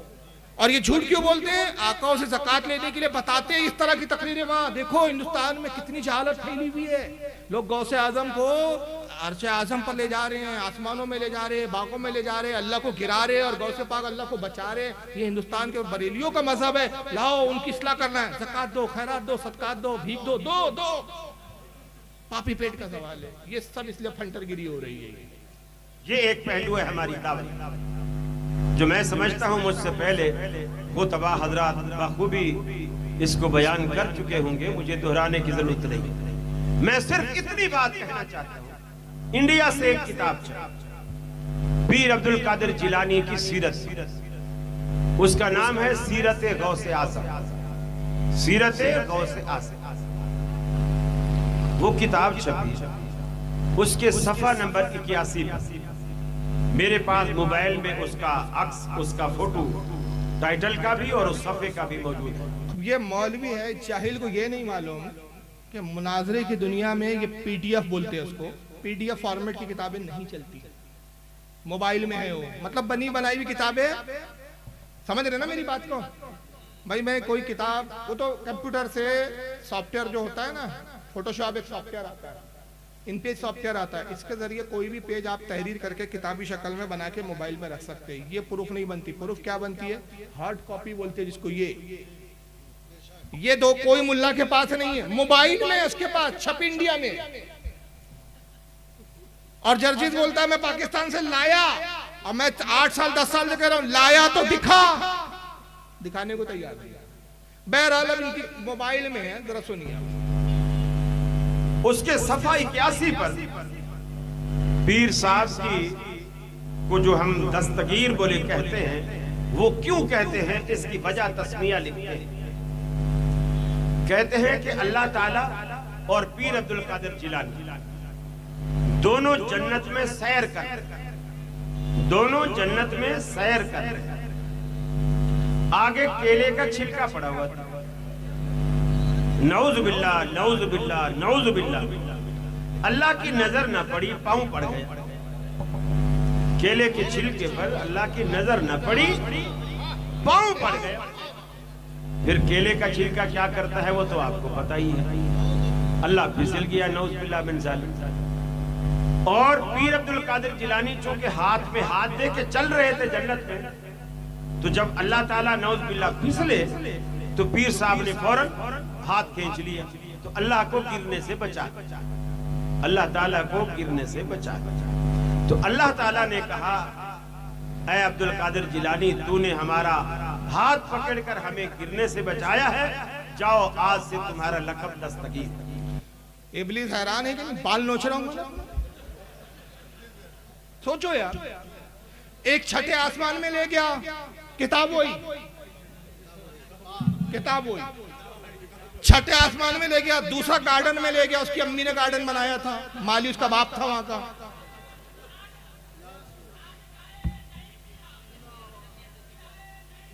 और तीसरे साहब कहाँ ले गए? भाई हजरत आ रहे हैं, इस्तकबाल करेंगे इंशाल्लाह। आप थोड़ा सा तवज्जो दे, जब तक आने में थोड़ा वक्त लगेगा। नारे लगा लिए, चलिए आप बोलेंगे 10 मिनट।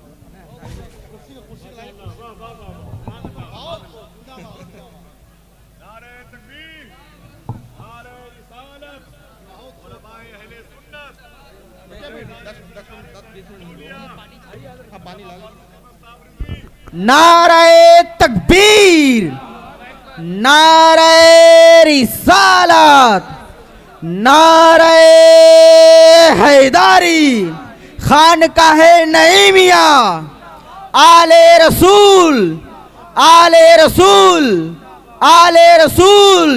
नारे तकबीर, नारे रिसालत, नारे हैदरी, नारे हैदरी, नारे गौस, नारे गौस, खानकाहे नईमिया, आले रसूल, नारे तकबीर, नारे रिसालत।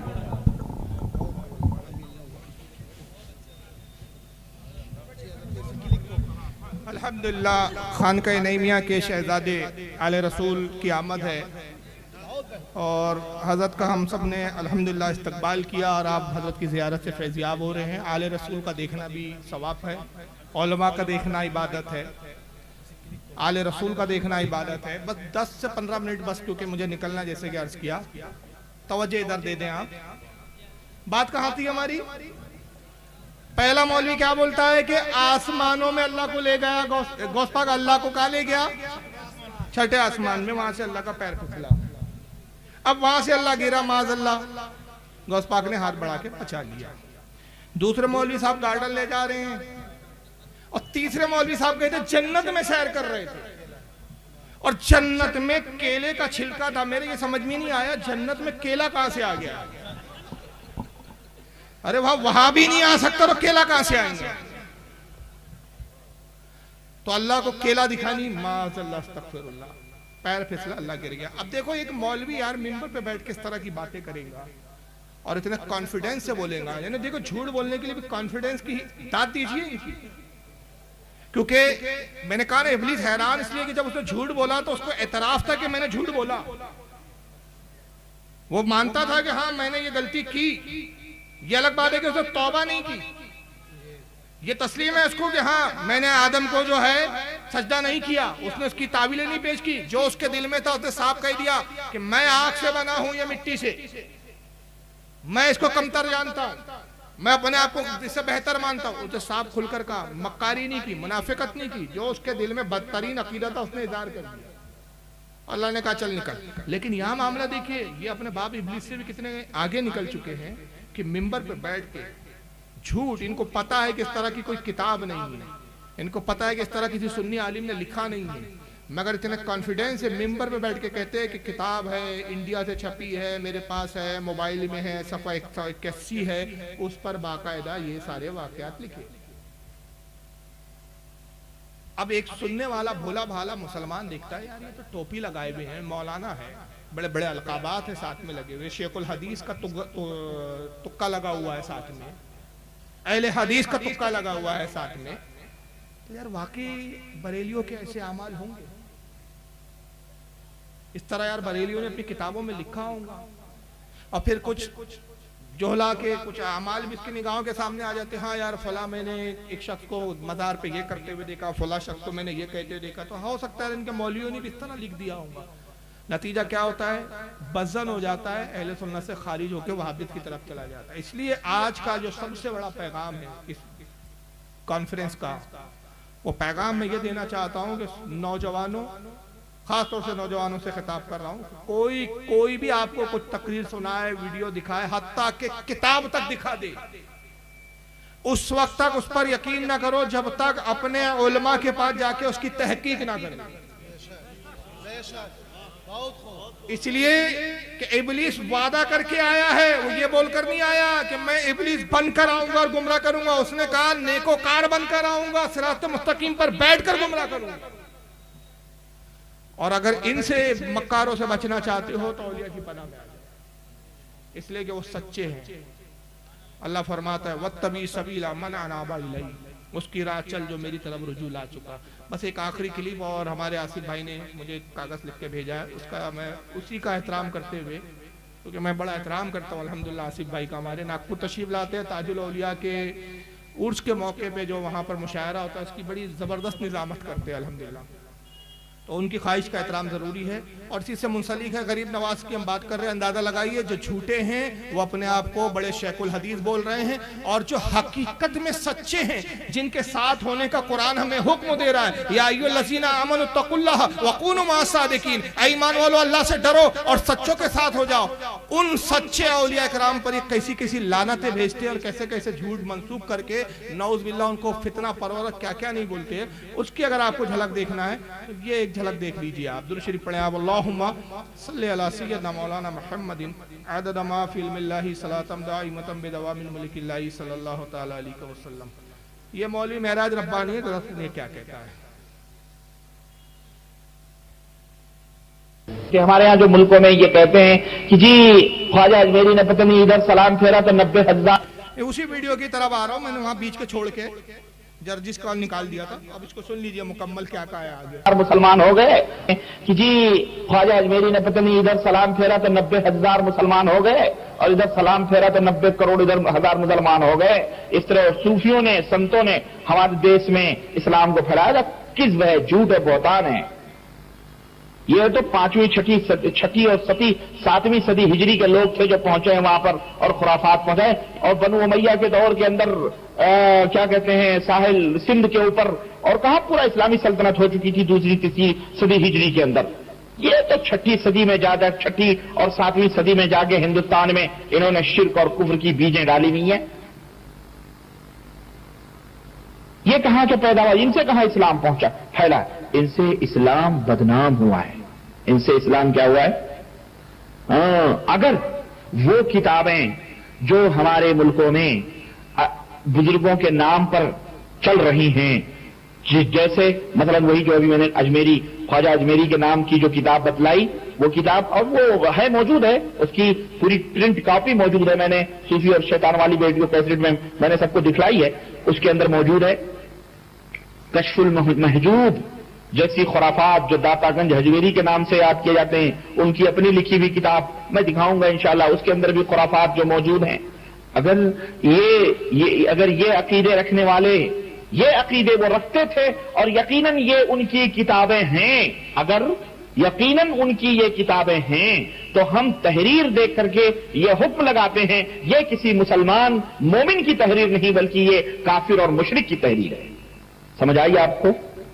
यह गरीब नवाज की एक मकतूबात है जो ख्वाजा मुख्तियार काकी ने जमा की, उसके ताल्लुक से बात कर रहा है। वक्त नहीं है कि मैं तशरीह करूं। ये सारी किताबें अल्हम्दुलिल्लाह मेरे पास मौजूद है, और इसको 8 साल पहले मैंने मुनाजरा किया था, बाज़ाब्ता वो DVD और CD इस तक पहुंचाई गई थी। अब आप सोच रहे हैं तो सऊदीया में रहता है, मुनाजरा कैसा? ये हैदराबाद आता है हमेशा। और मैंने कहा कि जब भी आप हैदराबाद आए तो आप मुझे बुलाइए, मैं आऊंगा। तन्हाई में 11 लोग आपकी तरफ से होंगे, 11 हमारी तरफ से होंगे, यानी 11 कितने हो गए टोटल? 22 और आप और मैं 24 लोग, क्योंकि आपको ये 24 की निस्बत बड़ी पसंद है, तो कुल 24 लोग होंगे और 24 में मैंने कहा तुम 24 की बजाऊंगा अगर हिम्मत हो तो। हैदराबाद आया ये, वहाँ लोगों ने इसको पकड़े, मुनाजरे की बात हुई, मस्जिद में पकड़े, इसकी वीडियो है नेट पे डली हुई है। ये वहाँ ये बदबख्त तैयार नहीं हुआ और ये बोलकर वहाँ से भागा कि आपको मुनाजरा करना है तो यहाँ के मौलवियों से बात कीजिए। खबीस के बच्चे, बोलता तू है, मुनाजरा यहाँ के मौलवी से करो बोलता, और यहाँ के मौलवियों को पकड़ो तो कह रहे जिसने कहा उससे बात कीजिए। तो ये पूरा झूठ का खेल है। तो हजरत गरीब नवाज की मकतूबात है जो ख्वाजा बख्तियार काकी को खुतूत लिखे, उसमें आपने कुछ तसव्वुफ की बातें की है। उसमें एक जगह वो लिखा है जिसका इशारा कर रहा है कि आपने कहा कि अजीज कलमा ला इलाहा इल्लल्लाह मुहम्मद रसूलुल्लाह की हकीकत क्या है। मैं बहुत शॉर्टकट बता रहा हूँ।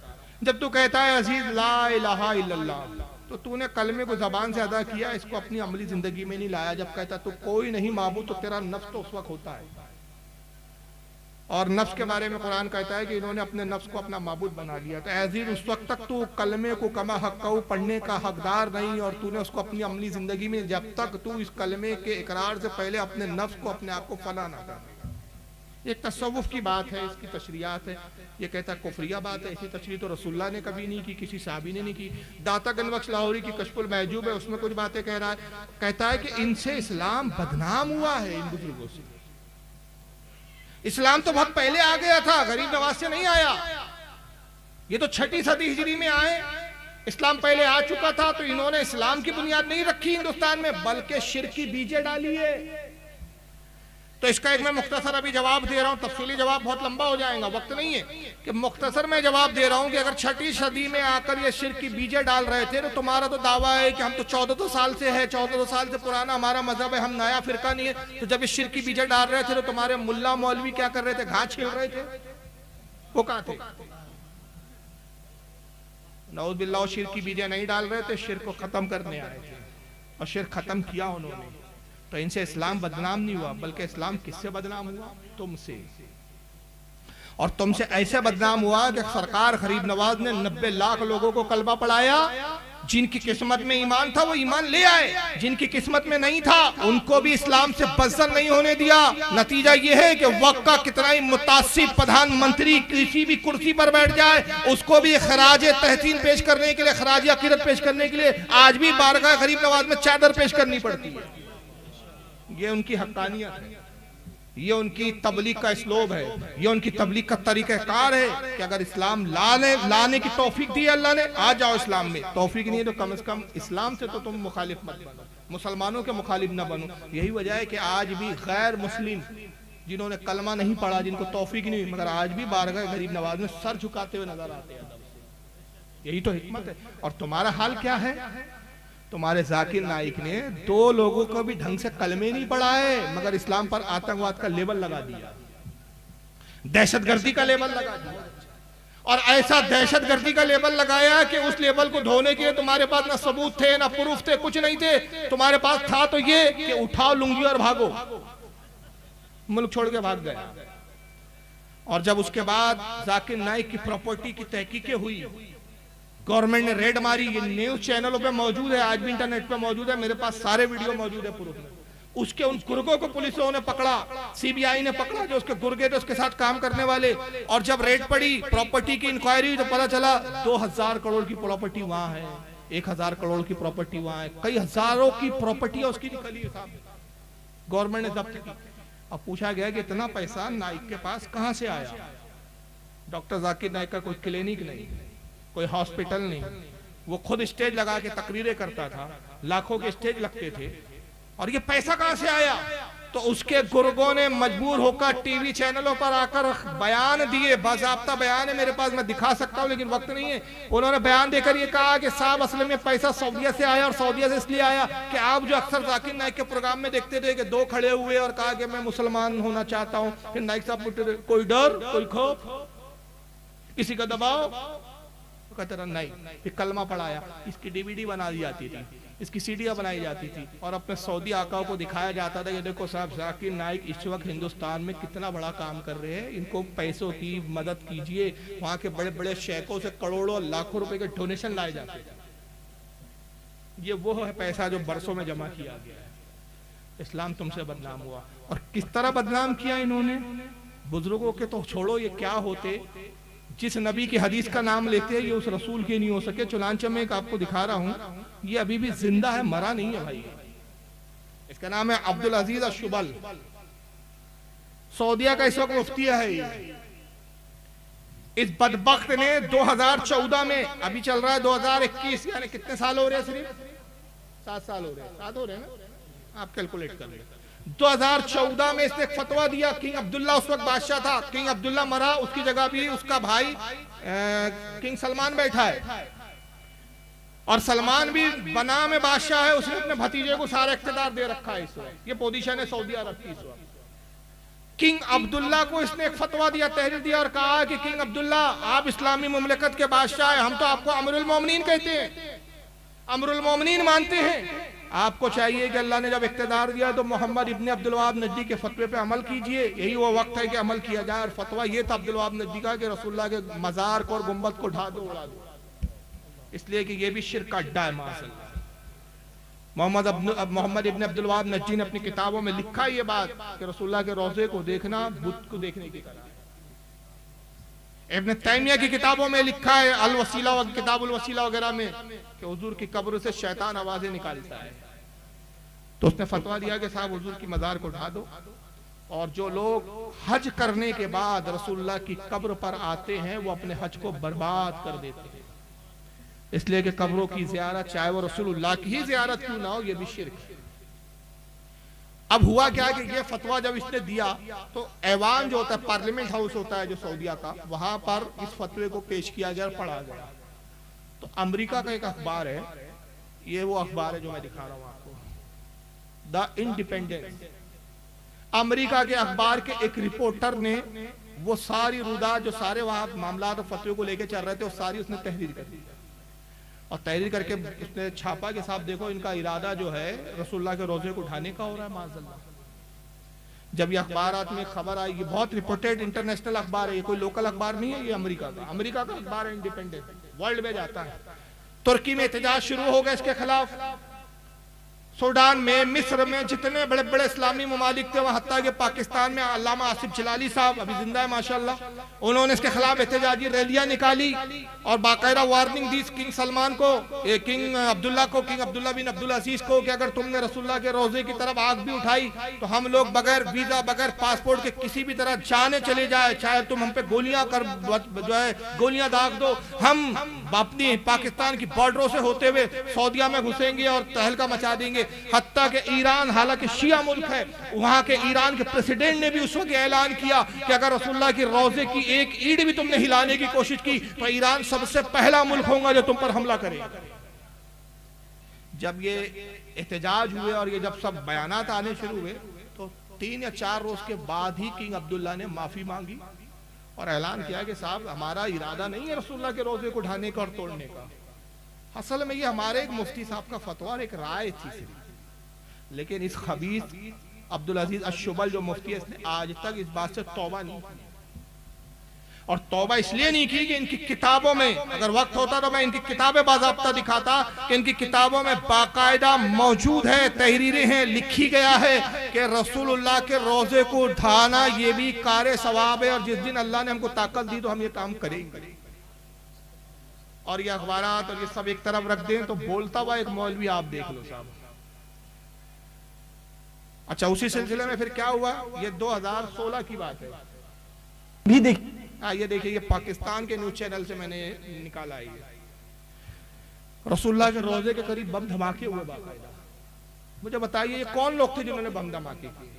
हिंदुओं का दाखिला तो मना है वहां, ईसाई वहां नहीं जा सकते, यहूदी वहां नहीं जा सकते, तो वो कौन लोग थे जिन्होंने रसूलुल्लाह के रोजे के पास बमों को फोड़ा, बमों के धमाके किए?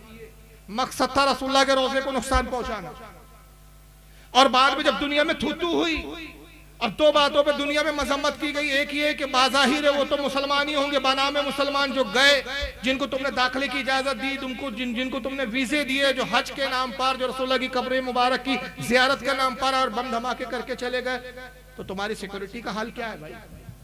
और ये तुम कैसे मुसलमान हो कि जो अपने ही पैगंबर की कब्र को ढाना चाहते हो?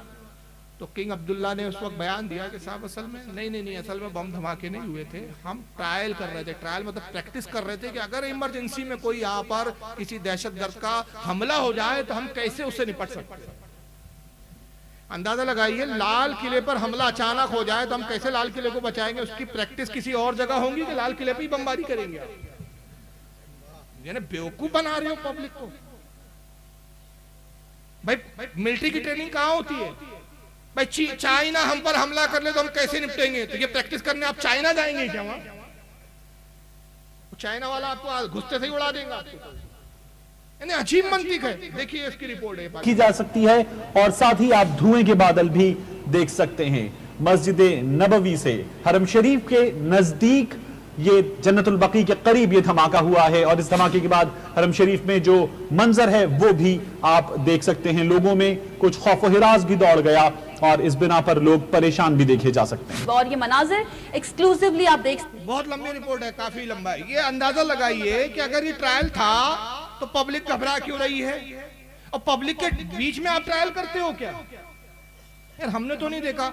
ये अक्सर आसिफ भाई को भी, आपको भी इत्तेफाक पढ़ाऊंगा, एयरपोर्ट जाते हैं हम लोग तो अक्सर वो बीच बीच में कभी कभार क्या होता है कि वहां की जो सिक्योरिटी रहती है, सिक्योरिटी ऑफिसर रहते हैं, वो कि भाई अचानक हमला हो तो कैसा हो, कैसा निपटेंगे, उसके लिए वो थोड़ी सी प्रैक्टिस करते। उस वक्त बाकायदा ऐलान होता है और पब्लिक को वहां से हटा दिया जाता है। और फर्जी तौर पर वो बंदूक से गोलियां नहीं चलाते वो लोग, फर्जी तौर पर बंदूक लेंगे, आवाज निकालेंगे, इस तरह के करती हरकतें हमने तो आज तक नहीं देखा। ये कौन सा ट्रायल है कि रसूलुल्लाह के रोजे के पास आप बम का धमाका कर रहे हो, उसको ट्रायल का नाम दे रहे हो, जबकि आतंकवादी हमला था तुम्हारा। अरे जबकि साहबा का अदब ये था कि हजरत उम्मुल मोमिन आयशा सिद्दीका रज़ियल्लाहु ताला अन्हा वफ़ाउल वफ़ा में इमाम समूदी नकल करते हैं। इसको मुतअद्दिद उलमा ने यहाँ तक के कि हजरत इमाम तक़ियुद्दीन सुबकी ने शिफ़ाउ सक़ाम में इसको लिखा। बहुत सारे हवाले में दे सकता हूँ। अलगरज ये सारे मुहद्दिसीन लिखते हैं कि कोई रसूलुल्लाह के रोजे के करीब घर होता और वहाँ कोई अपनी दीवार में कील ठोकता तो हजरत सैयदा आयशा सिद्दीका पैगाम भेजती कि कील ना ठोको, कि इससे जो आवाज पैदा हो रही है इससे रसूलुल्लाह को तकलीफ हो रही है। ये सहाबा का अदब था। वो रसूलुल्लाह की बारगाह जहां कुरान कहता है कि यहां अपनी आवाज को बुलंद ना करो, या अय्युहल्लज़ीना आमनू ला तरफ़ऊ अस्वातकुम फ़ौक़ सौतिन नबी, अपनी आवाज को नबी की आवाज पर बुलंद ना करो कि तुम्हारे ईमान बर्बाद हो जाएंगे, तुम्हें पता भी नहीं चलेगा। तुम बम फोड़ के बम के धमाकों से आवाजें पैदा कर रहे हो और उसको ट्रायल बोल रहे हो। और बाकायदा मेराज रब्बानी अभी जिंदा मौलवी है, वही जिसकी मैं दिखा रहा था, जो गरीब नवाज को गालियां लान तान कर रहा है कि इस्लाम इनसे बदनाम हुआ है और इस तरह हुआ है उस तरह। इसने बाकायदा नौज़ुबिल्लाह बयान दिया, इसका वीडियो बयान मौजूद है। कहता है कि गुंबद खजरा को तो ढाने का हमारा इरादा है, लेकिन कुछ हिकमतें हैं। हिकमत क्या है? ये कि दुनिया का भी खौफ है कि दुनिया के दूसरे ममालिक हम पर हमला कर देंगे। उन हिकमतों की बुनियाद पर हम अभी जो है वो खामोश है, वरना हमारा इरादा तो यही है कि कब्रों को ढाना चाहिए। देख लीजिए, उसका जवाब भी सुन लीजिए।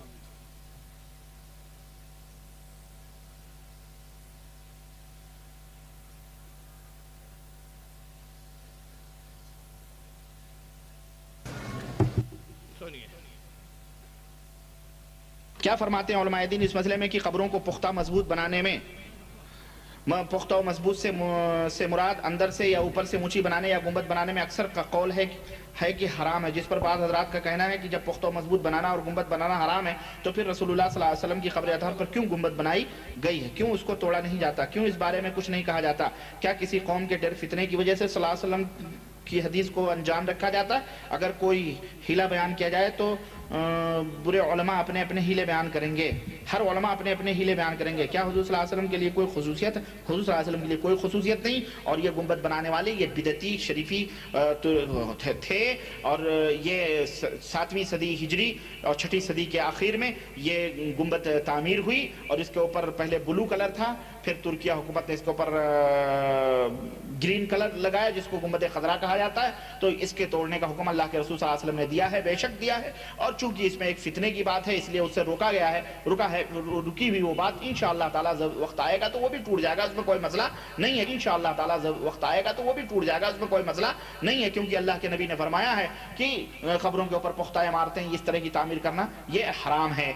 अच्छा, एक अजीब बात है, हुजूर सल्लल्लाहु अलैहि वसल्लम ने गुंबद वगैरह तोड़ने का हुक्म दिया और ये गुंबद बना कब? 600 हिजरी में। तो रसूलुल्लाह का तो इल्म गैब साबित हो गया कि 600 साल पहले ही फरमा दिया। अजीब वहाबी फिर है यार, तबसरे का वक्त नहीं है। बस इतना मैं दिखाना मकसूद था कि इनके इरादे देख लीजिए।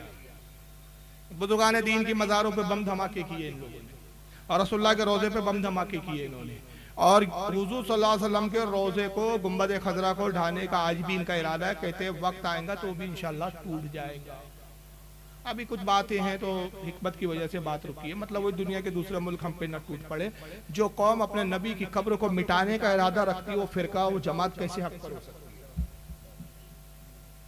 अगर इसके बाद भी हमारी अक्ल काम नहीं कर रही है तो फिर वाकई हम पागल हो चुके हैं, या इबलीस हमारे दिलों पर कब्जा कर चुका है और इबलीस ने हमको पूरी तरह घेर लिया। अब भी अगर हम वाबी फिरके को नहीं समझ रहे हैं, याद रखिए नमाज पर इख्तिलाफ नहीं है हमारा इनसे, हज और ज़कात पर इख्तिलाफ नहीं है इनसे हमारा, तबलीग दीन पर इख्तिलाफ नहीं है। इख्तिलाफ अगर है तो तौहीन रिसालत पर, तौहीन औलिया इकराम पर, और जो हमारे नबी का नहीं हो सकता, जो हमारे औलिया का नहीं हो सकता, तो फिर वो हमारा नहीं हो सकता। तो आज मेरा मकसद जो था आप समझ गए होंगे, बोलने का वक्त नहीं है। 2 सवाल आए हैं, मैं इसका इख्तिताम करके बस रुखसत होऊंगा, वरना फिर सोचेंगे कि जवाब नहीं दिया। सवाल बहुत अच्छे, इस पे बोलने की जरूरत है इस वक्त। पहला सवाल ये कि एक आम मुसलमान को मजहब इस्लाम की मालूमात कम से कम कितनी होनी चाहिए, और कुरान और हदीस के हवाले से बयान करें। मैं कुरान और हदीस के हवाले दूंगा तो वक्त हो जाएगा। हदीस में ये आया, अल्लाह के नबी ने फरमाया तलबुल इल्म फरीदतुन अला कुल्लि मुस्लिमी व मुस्लिमा, कि इल्म दीन का हासिल करना हर मुसलमान मर्द और औरत पर फर्ज है। आला हज़रत फाजिल बरेलवी ने इस हदीस की बड़ी प्यारी तशरीह की कि इसका मतलब ये नहीं है कि हर शख्स आलिम दीन बन जाए और हर शख्स मदरसे में जाए। आलिम दीन बनना फर्ज किफाया है। पूरी बस्ती में अगर एक भी आलिम है तो सब बरी होगी, और बस्ती में अगर एक भी आलिम नहीं तो सारे बस्ती वालों पर गिरफ्त है। बल्कि अल्लामा नकी अली खां रहमत और रिजवान जो आलत के वालिद है, अपनी किताब तफसीर सूरह आलम नशरा में एक हदीस पाक नकल करते हैं कि अल्लाह के नबी ने फरमाया जिस बस्ती में आलिम दीन ना हो उस बस्ती में रहना हराम है। इसलिए कि जब आलिम नहीं होगा तो आप दीन की रहनुमाई किससे लोगे, गुमराह हो जाओगे। तो सबको आलिम बनना जरूरी नहीं है, लेकिन हर मुसलमान पर इतना इल्म हासिल करना जरूरी है कि आलत फरमाते हैं कि जैसे जैसे उसकी उम्र गुजरती है उस पर कुछ उलूम का हुसूल, कुछ इल्म हासिल करना फर्ज होता जाता है। मसलन जैसे ही बालिग हुआ तो पाकी और नापाकी के मसाइल और नमाज वगैरह के मसाइल जानना फर्ज है। बालिग हुआ तो क्या फर्ज हो गया उस पर कि इतने मसाइल, इतना इल्म हासिल करेंगे, किन चीज़ों से गुस्ल वाजिब हो जाता है, फर्ज हो जाता है, किन चीज़ों से जो है वुजू टूट जाता है, नमाज में क्या पढ़ना चाहिए, क्या नहीं पढ़ना चाहिए, नमाज किन चीज़ों से फासिद हो जाती है, ये इल्म हासिल करना, नमाज पढ़ने का तरीका सीखना, ये फ़र्ज है। अब शादी हुई तो मियाँ बीवी के ताल्लुक से बीवी के हुकूक, वालिदैन के हुकूक, ये जानना उससे फ़र्ज हो गया। बच्चे हुए तो बच्चों की तरबियत कैसे करे, बच्चों का मामला कैसा रखे, वो इल्म हासिल करना फ़र्ज हो गया। तिजारत कर रहा है तो तिजारत के मामलात में इल्म हासिल करना फ़र्ज हो गया। यानी उसकी जितनी ज़रूरत है उतना इल्म हासिल करना उस पर फ़र्ज है। अब ये नहीं है कि हर शख्स बाकायदा बैठे और अरबी सीखे और हदीसें पढ़े और फिर कुरान खुद ही से पढ़े, नहीं। ये इल्म 2 तरीके से आप हासिल कर सकते हैं कि किताबें मिलती हैं इस तरह की, और दूसरा यह कि उलमा की सोहबत में रहकर उलमा से भी सीख सकते हैं आप। दूसरा सवाल यह है कि आज के दौर में अपने सुन्नियत को बचाए रखने के लिए इमाम अहमद रज़ा फाजिल बरेलवी अलैहि रहमत व रिज़वान का दामन थामना क्यों ज़रूरी है? इसलिए ज़रूरी असल में कि आला हज़रत का इस सदी में सबसे बड़ा कारनामा ये है, सबसे बड़ा कारनामा ये है कि जितने अकायद रसूलुल्लाह ने हमें सही अकायद दिए और सहाबा ने जिन अकायद पर अमल किया, उन सारे अकायद का अहाता आला हज़रत ने अपनी किताबों में कर दिया। या दूसरे लफ्जों में मैं कहूँ कि मसलके इमाम आज़म अबू हनीफा, मसलके शाफ़ई, मसलके हम्बली, मसलके मालिकी, इन चारों मसालिक की तर्जुमानी का नाम मसलके आला हज़रत, ये छोटे जुमलों में। या और अगर मसलके आला हज़रत और आलत की तालीम की जरूरी, इसको एक जुमले में अगर मैं समेट दूं, यानी पूरी तकरीर का एक जुमले में समेट रहा हूं कि रसूलुल्लाह की मोहब्बत असले ईमान है।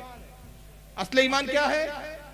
रसूलुल्लाह की मोहब्बत। और हुजूर की हदीस है सही बुखारी हदीस नंबर 14 किताबुल ईमान, आका फरमाते ला युमिनु अहादुकुम हत्ता कुना हब्बा इलैहि मिन वालिदिही व वलदिही वन नास अजमईन। तुम में उस वक्त तक कोई मोमिन नहीं हो सकता जब तक वो मुझसे अपने माँ बाप से ज्यादा, अपनी औलाद से ज्यादा, अपने बहन भाई रिश्तेदारों से ज्यादा मुझसे जब तक मोहब्बत ना करे वो मोमिन हो ही नहीं सकता। मोमिन होने की शर्त अव्वल क्या है? रसूलुल्लाह से बाप औलाद बहन भाई सबसे पूरी दुनिया जहान से ज्यादा सबसे ज्यादा मोहब्बत। तो आला हजरत की तालीमात क्या है कि मंशाए इलाही के मुताबिक, एक जुमले में बात कर रहा हूं, मंशाए इलाही के मुताबिक रसूल से मोहब्बत करना, यह मसला क्या आला। तो आला हजरत की तालीम इस सदी में बहुत ज़रूरी है। उनकी तालीमात से वाबस्ता होना, उन्होंने क्या अकायद इस्लाम के बयान किए उसको जानना। अगर वो जानोगे तो आप हकीकी मायनों में इस्लाम पर है। वरना हनफी तो बहुत फिर रहे हैं, शाफई नाम भी ले टाइटल लेके बहुत घूम रहे हैं, मगर जब अकीदा झांको तो आपको हनफियों में बहुत से वो हनफी मिल जाएंगे कि अपने आप को हनफी बोल रहे हैं और कह रहे रसूलुल्लाह मरकर मिट्टी में मिल गए। अपने आप को हनफी बोल रहे हैं, कहते रसूलुल्लाह बड़े भाई की तरह है। नाम के आगे अपना हनफी लिख रहे हैं, कहते रसूल का इल्म जानवर और पागलों की तरह है। बहुत से शाफई उल मसलक मिल जाएंगे, अपने आप को शाफई कहते हैं और जब पूछो तो कहते हैं अल्लाह का जिस्म भी है, अल्लाह अर्श के ऊपर बैठा हुआ है, जिस्म के भी कायल है। बहुत से हम्बली मिल जाएंगे, वो भी इस तरह के खुराफात। तो ऐसे मिल सकते हैं, लेकिन जब मसलक के आला हज़रत वर्ड बोल दिया या आला हज़रत की तालीमात की आपने जरूरत को महसूस कर लिया तो समझ में आ गया कि सारे बददीनों से आप अलग हो। इसलिए इस सदी में आला हज़रत की तालीम को जानना, आपके मसलक को समझना ज़रूरी है। अल्लाह ताला आज की बज़्म को कबूल फरमाए, जो कुछ बयान हुआ उस पर अमल की तौफीक अता फरमाए। कहने और बोलने सुनने में कोई लर्जिश गलती हो अपने हबीब के सदक़े में माफ़ फरमाए। इंशाअल्लाह अल्लाह ने चाहा तो फिर कभी हाजिर होंगे और फिर कभी ज़ियारत और मुलाकात होगी। अस्सलामु अलैकुम व रहमतुल्लाहि ताला व बरकातहू व मा अलैना इल्लल बलागुल मुबीन।